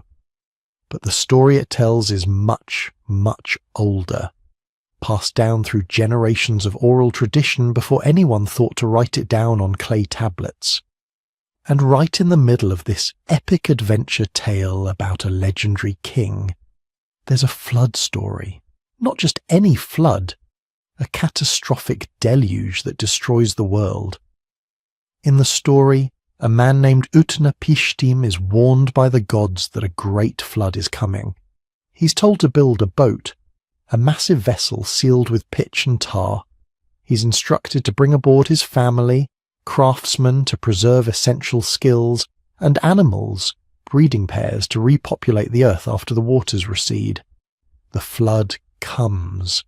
It's described in vivid, terrifying detail. Water rising for 6 days and 7 nights. The storm so violent that even the gods are frightened by what they've unleashed. Everything drowns. Every city, every field, every living thing except what's on the boat. Then the waters recede. The boat comes to rest on a mountain. Utnapishtim sends out birds to test whether the land has dried. First a dove, which returns, then a swallow, which also returns. Finally a raven, which doesn't come back because it's found land. The world begins again. Sound familiar? It should. because the biblical story of Noah is essentially the same narrative, same basic structure, same key details, same theological purpose. One righteous man warned by the divine, one boat, one family, animals saved in pairs, birds sent out to test for land. The parallels are so exact that scholars have known for over a century that one story must have influenced the other, or more likely, both stories come from the same, much older source. But here's what nobody could explain. Where did the original story come from? Floods happen all the time. Rivers overflow, storms bring heavy rains. Why would one flood become the defining catastrophe story for dozens of cultures across thousands of years? Why would people remember it so vividly that they kept telling the story for millennia, adding religious meaning and moral lessons but always keeping the core details intact? Then geologists started reconstructing what happened at the Black Sea 7,600 years ago, and suddenly the story made sense. Not metaphorical sense, literal sense. Think about it. You're living in a farming village on the shore of a freshwater lake. Your people have been there for generations. The lake provides fish, the surrounding land is fertile, life is good. Then one day you hear a sound, a distant roar that gets louder every hour. By evening you can see it on the horizon, a wall of water, not rising slowly like a normal flood, exploding across the landscape like something alive and angry. You grab what you can, your family, maybe some animals if there's time, you run. Behind you, the water is consuming everything, your home, your fields, your entire world, disappearing under waves that don't stop coming, day after day after day. For months, maybe a year, the water keeps rising. The lake you knew becomes a sea. Everything you knew is gone, drowned, lost forever beneath water that tastes like salt instead of fresh. You survive. Somehow. You make it to higher ground. You rebuild. But you never forget. And you tell your children, and they tell their children, and the story spreads. Because you weren't the only survivors. There were settlements all around the old lake. Thousands of people, maybe tens of thousands, all experiencing the same catastrophe at the same time, all fleeing to different refuges, all carrying the same traumatic memory. Within a few generations, the story would start changing. Details would shift. The catastrophe that took months would collapse in memory into a few dramatic days. The practical reason for saving animals you needed livestock to restart your farm would gain religious significance. The refugees who escaped in boats would become a single heroic figure, one man wise enough to prepare. But the core would remain. The water came. The world drowned. Only those who got on boats survived. This is how traumatic events become mythology. And the Black Sea flood wasn't unique. It was just the most dramatic example in a region that experienced multiple catastrophic floods during the early Holocene. The Mediterranean basin has a complicated geological history. Sea levels were rising everywhere as the Ice Age ended. Glacial lakes were breaking through natural dams and flooding downstream valleys. Underground aquifers were collapsing, creating massive sinkholes that swallowed entire settlements. The same process that flooded the Black Sea happened at least twice before in the Mediterranean itself. Around 14,000 years ago, Lake Agassiz in North America burst through its ice dam and sent so much fresh water into the North Atlantic that it disrupted ocean currents and triggered a temporary return to Ice Age conditions. This event would have caused massive flooding around coastal communities in Europe and the Near East. Around 6,000 years ago, another catastrophic flood hit the region, when the Mediterranean broke through into what's now the Sahara Desert, filling a series of massive lakes that later dried up again. Evidence for this event comes from geological surveys showing ancient shorelines hundreds of miles inland from the current coast. Some researchers think the flooding of the Black Sea might have triggered a chain reaction. All that water pouring through the Bosphorus had to go somewhere. Sea levels in the Mediterranean would have risen slightly, maybe just a few inches, but enough to overflow river deltas and flood coastal settlements. The psychological impact would have been devastating. Communities that had lived by the sea for generations suddenly found their homes underwater, and unlike a river flood that recedes after a few days or weeks, these floods were permanent. The sea level wasn't going back down. Your land was gone forever. This helps explain why flood myths are so widespread. It's not that every culture experienced the exact same catastrophe. It's that every culture around the Mediterranean and Black Sea experienced related catastrophes during the same general period.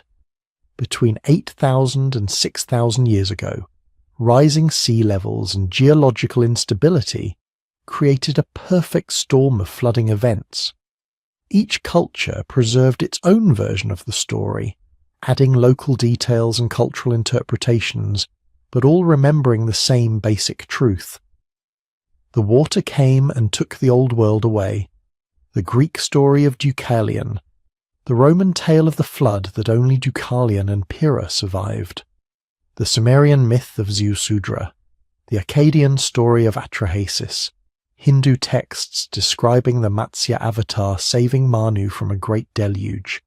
Even cultures far from the Mediterranean have flood stories. The Aboriginal Australians have traditions of the sea rising and drowning coastal lands, which makes sense because the same post-Ice Age sea level rise that flooded the Black Sea also flooded vast areas of the Australian continental shelf. But the Mediterranean and Near Eastern stories are different. They're more specific, more detailed, and they all share elements that match what we know about the Black Sea event. The sudden onset, the complete destruction, the survival of a few in boats, the religious or moral framework suggesting the flood was divine punishment. This last element is particularly interesting because it reveals something about how humans process trauma. When catastrophe strikes, we need it to mean something. Random geological events that kill thousands are harder to accept than divine judgment that makes sense within our cultural framework. So, the survivors didn't just remember the flood, they interpreted it. They added meaning. They turned catastrophe into mythology. And here's the thing, they were right to preserve these stories because embedded in the mythology is real information. Archaeologists working on the Black Sea were initially skeptical of using flood myths as research guides. Seemed unscientific, like taking fairy tales seriously, but then they started finding settlements at exactly the depth predicted by the flood. Hypothesis. They found preservation that only made sense if cities had been suddenly inundated by salt water. They found evidence of rapid abandonment consistent with catastrophic flooding. The myths weren't just stories, they were memories, imperfect memories certainly, distorted by millennia of retelling, but memories nonetheless. This creates a fascinating problem for researchers.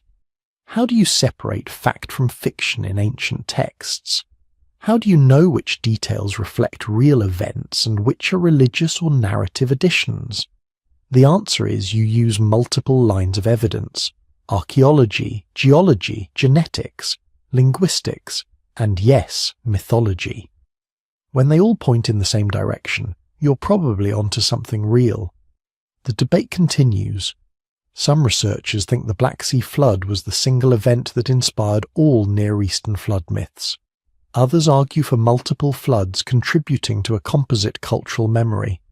Some think we're overinterpreting coincidental similarities between unrelated stories.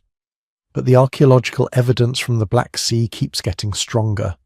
Every expedition finds more preserved settlements, more evidence of sudden abandonment, more indications that something catastrophic happened there at exactly the time when flood myths start appearing in the historical record.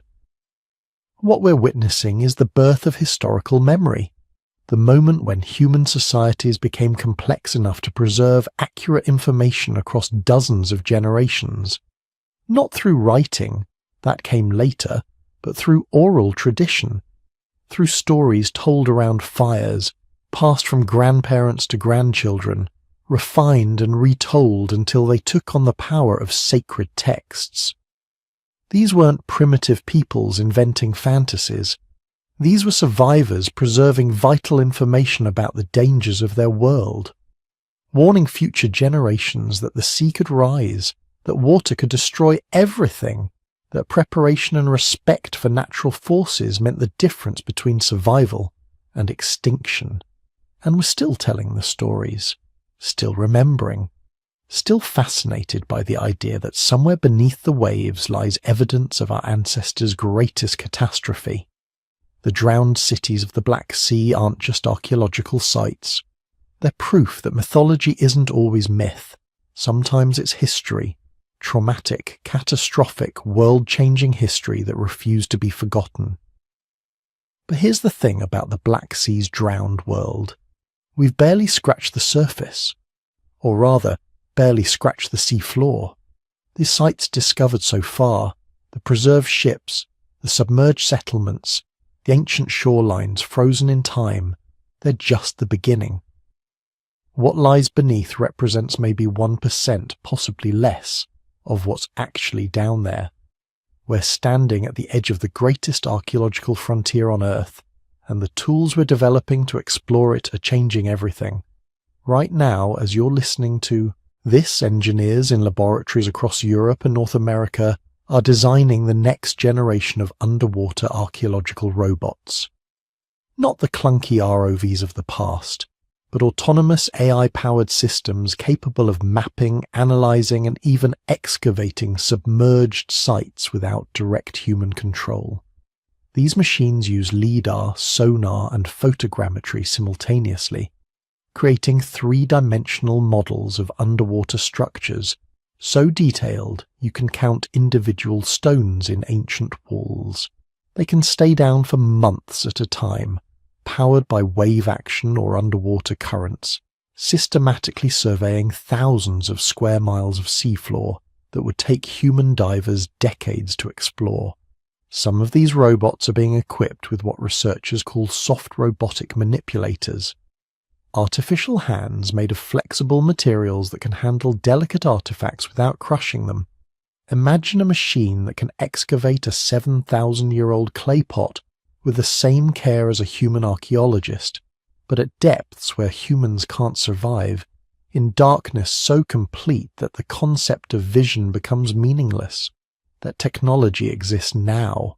It's being tested in the Black Sea as we speak, and the AI capabilities are getting genuinely wild. Machine learning algorithms trained on millions of images of archaeological sites can now identify patterns invisible to human eyes. They can spot the subtle geometric signatures of human construction in sonar data, distinguishing ancient walls from natural rock formations with accuracy that exceeds human experts.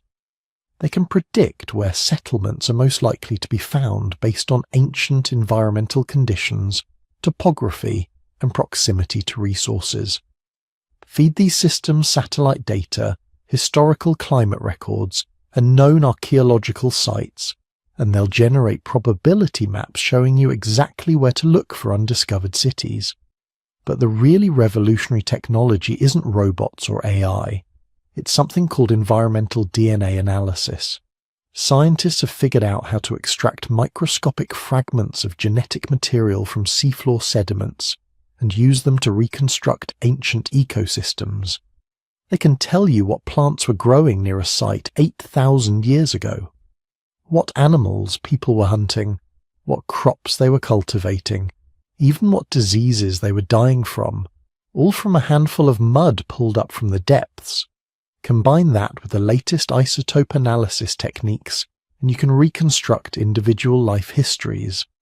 A single tooth from a skeleton can tell you where someone was born, where they travelled, what they ate at different times in their life, even what kinds of stress they experienced. We're approaching the point where we can write biographical sketches of people who died 9,000 years ago. That's not archaeology anymore.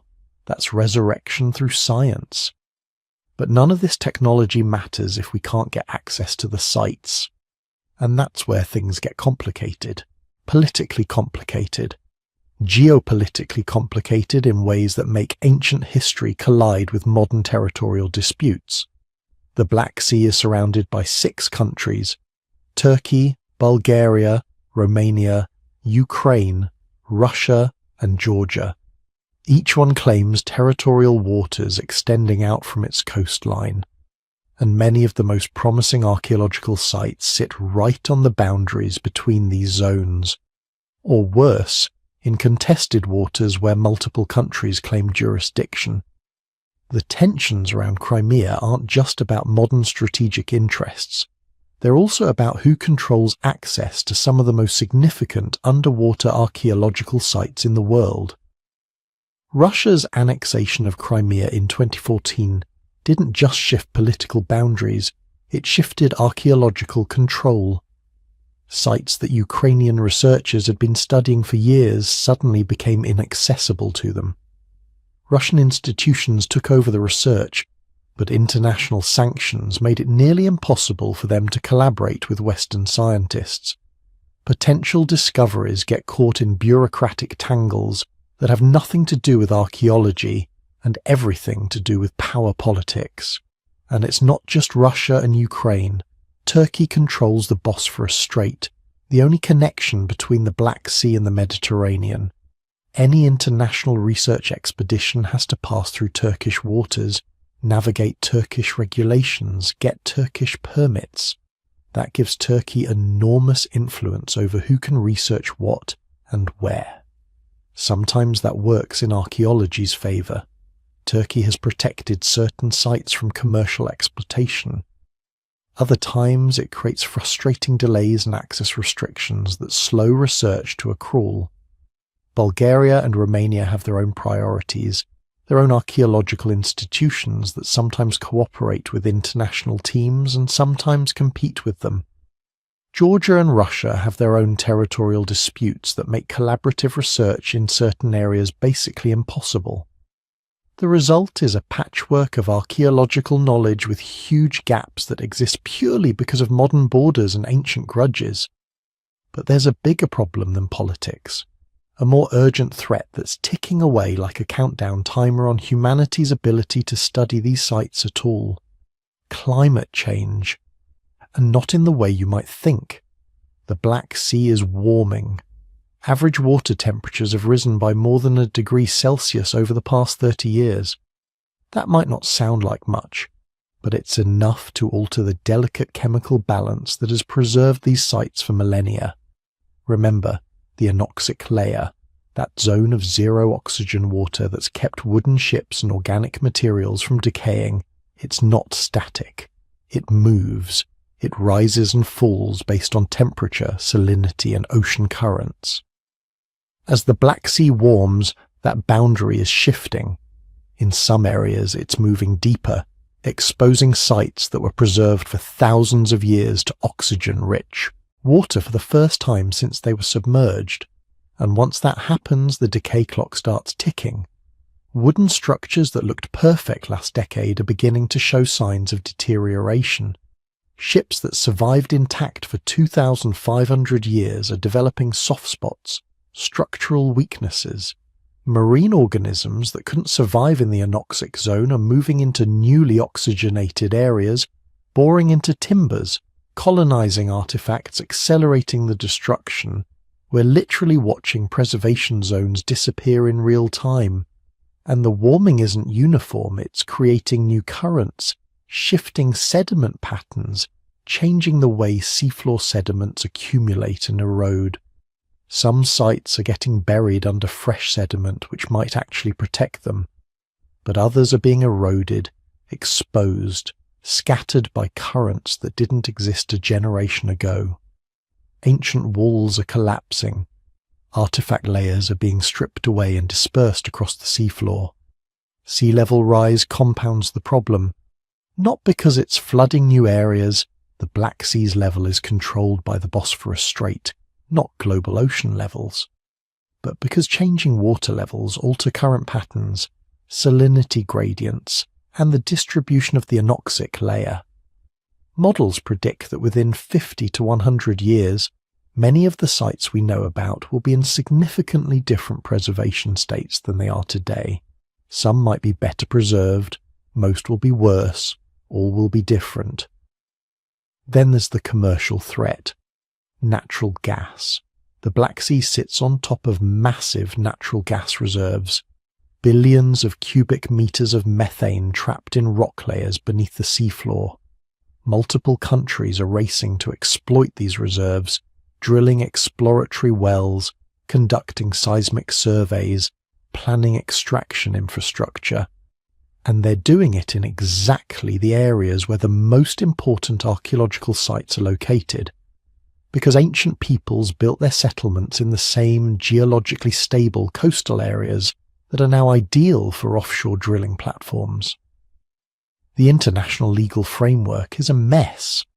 Offshore drilling is regulated by a completely different set of laws than archaeological preservation.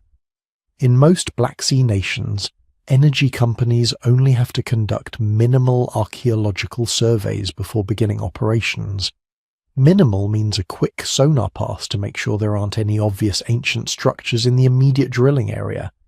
If they don't see anything obvious, they can proceed. Never mind that the most interesting sites are often buried under sediment. Never mind that drilling operations can damage sites hundreds of meters away through vibrations, sediment displacement and chemical contamination. There have been cases, documented but unpublicized, where drilling operations damaged or destroyed significant archaeological sites. A sunken Byzantine merchant vessel, location deliberately kept secret to protect it, was buried under drill cuttings from a nearby well. An ancient harbour structure was fractured by seismic testing. These losses barely made the news. Energy extraction trumps archaeological preservation almost every time, so there's a race happening right now. Archaeologists are racing to survey, document and excavate the most important sites before they're destroyed by climate change, eroded by shifting currents, or obliterated by commercial development. But they're racing with inadequate funding against political obstacles, using technology that's still being developed, working in one of the most difficult environments on Earth, and they're running out of time. But here's what keeps archaeologists working despite these challenges: the certainty that what we've found so far is nothing compared to what's still waiting. The Black Sea shoreline has been rising and falling for millions of years, through dozens of ice age cycles, through countless human epochs. The 7,500-year-old settlements we've discovered might be dramatic, but they're just the most recent layer. What about the people who lived on the Black Sea coast during the last ice age, when sea levels were 120 meters lower than today? Their settlements would be under even deeper water, even harder to find, but they'd be there, preserved by the same anoxic conditions, waiting for technology to advance enough to locate and study them. What about the maritime cultures that must have existed during earlier warm periods, when the Black Sea was connected to the Mediterranean through different channels, when its ecology was completely different? What about the possibility, tantalizing and still unproven, that some of the very oldest human settlements, the first experiments in agriculture, the first permanent villages, might lie beneath the Black Sea, drowned by floods that happened so long ago they're beyond the reach of radiocarbon dating? Machine learning models analysing seafloor topography have identified thousands of potential archaeological sites in the Black Sea. Thousands! And we've excavated fewer than a dozen. The statistical probability suggests that we haven't yet found the most significant sites. The bigger settlements, the oldest remains, the key pieces of evidence that would rewrite our understanding of early civilization, they're down there. We just haven't looked in the right places yet. Which brings up the final question, the one that keeps ethicists and archaeologists arguing late into the night. Should we even be disturbing these sites? These are graveyards, after all, places where people lived and died, communities that were destroyed by rising waters, their possessions, their homes, their bones, all resting in the darkness. Do we have the right to drag them into the light, to catalogue them, study them, put them in museums? Some argue no, that these sites should be designated as underwater heritage zones and left untouched. That our curiosity, however scientifically motivated, doesn't justify disturbing the dead. That there's something fundamentally disrespectful about treating ancient tragedies as research opportunities. Others argue that preservation through study is the only way to give meaning to these ancient disasters. That understanding how our ancestors lived, what they built, how they survived, how they failed, that's honouring them, not exploiting them. That knowledge extracted from the deep helps us understand our own origins, our own vulnerabilities, our own futures. The truth probably lies somewhere between these extremes. We need to study these sites. The knowledge they contain is irreplaceable, but we need to do it respectfully, carefully, with full awareness that we're dealing with human lives, not just archaeological data. We need international agreements protecting significant sites from commercial exploitation. We need funding for research that isn't tied to national interest or political boundaries. We need to move fast enough to preserve knowledge before it's lost forever, but slow enough to do it right. Because whatever we decide, the clock is ticking. The Black Sea is changing. The sites are degrading. And the window for recovering this knowledge is closing faster than most people realize. What lies beneath the Black Sea isn't just history. It's the story of how humans learned to live in one place, to farm, to build cities, to become civilized. And that story is drowning all over again, this time in warming water and bureaucratic inertia and commercial indifference. The question isn't whether we'll lose these sites. We will. The question is how much we'll learn before they're gone. So here we are, at the end of our journey into the drowned world of the Black Sea. 8,000 years of human history, gone in a matter of months. Cities swallowed, people scattered, an entire civilization erased so completely that it became legend. But what does it actually mean? What are we supposed to take away from all this? Start with the uncomfortable truth. This wasn't some unique catastrophe, some once-and-forever cosmic accident. This was just climate doing what climate does. Sea levels rise, glaciers melt, water finds new paths, and when it does, civilizations that have existed for thousands of years can disappear in a single human lifetime. The people living around that freshwater lake in 5600 BCE had no warning. Their ancestors had lived there for millennia. They had developed farming, built permanent settlements, created trade networks.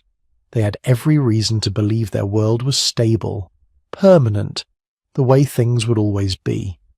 Then the Mediterranean found a weak point in the Bosphorus Ridge, and everything they knew ceased to exist. We like to think of human civilization as this permanent thing, this inevitable march of progress. We build cities that we imagine will stand for centuries. We create cultures and assume they'll endure. But the Black Sea tells a different story. It says that everything we build exists at the mercy of forces vastly larger than ourselves. Those drowned cities aren't ancient history. They're a preview, a reminder that the ground beneath our feet, the coastlines we've built our cities on, the climate systems that make agriculture possible, none of it is guaranteed. None of it is permanent. But here's the thing. The flood destroyed a civilization, yes, but it didn't destroy the people. Most of them survived. They fled inland, carrying whatever they could salvage. They settled in new territories, rebuilding their lives from scratch, and they told stories. Stories that became the Epic of Gilgamesh, the tale of Noah, flood myths that spread across dozens of cultures. The trauma was so profound that it literally shaped human mythology for the next 8,000 years. That's resilience. That's the human capacity to survive catastrophe and transform it into meaning. The archaeologists working in the Black Sea today, the ones sending robots into the anoxic depths, they're not just recovering artifacts, they're recovering evidence of that survival. Every preserved ship, every drowned building, every scattered tool, they're proof that humans can endure the worst nature throws at them and come out the other side. Changed, traumatized, forced to adapt, but still here, still building, still hoping, and we're only seeing the beginning. The Black Sea's anoxic waters have preserved 8,000 years of maritime history in near-perfect condition. Every year brings new discoveries, new sights, new mysteries. That Bronze Age ship lying intact at 2,000 meters depth, still waiting for technology advanced enough to recover it without destroying it. The dozens of settlements that sonar has detected but no one has investigated yet. The trade routes, the migration patterns, the connections between cultures that we're only starting to map. We've barely scratched the surface.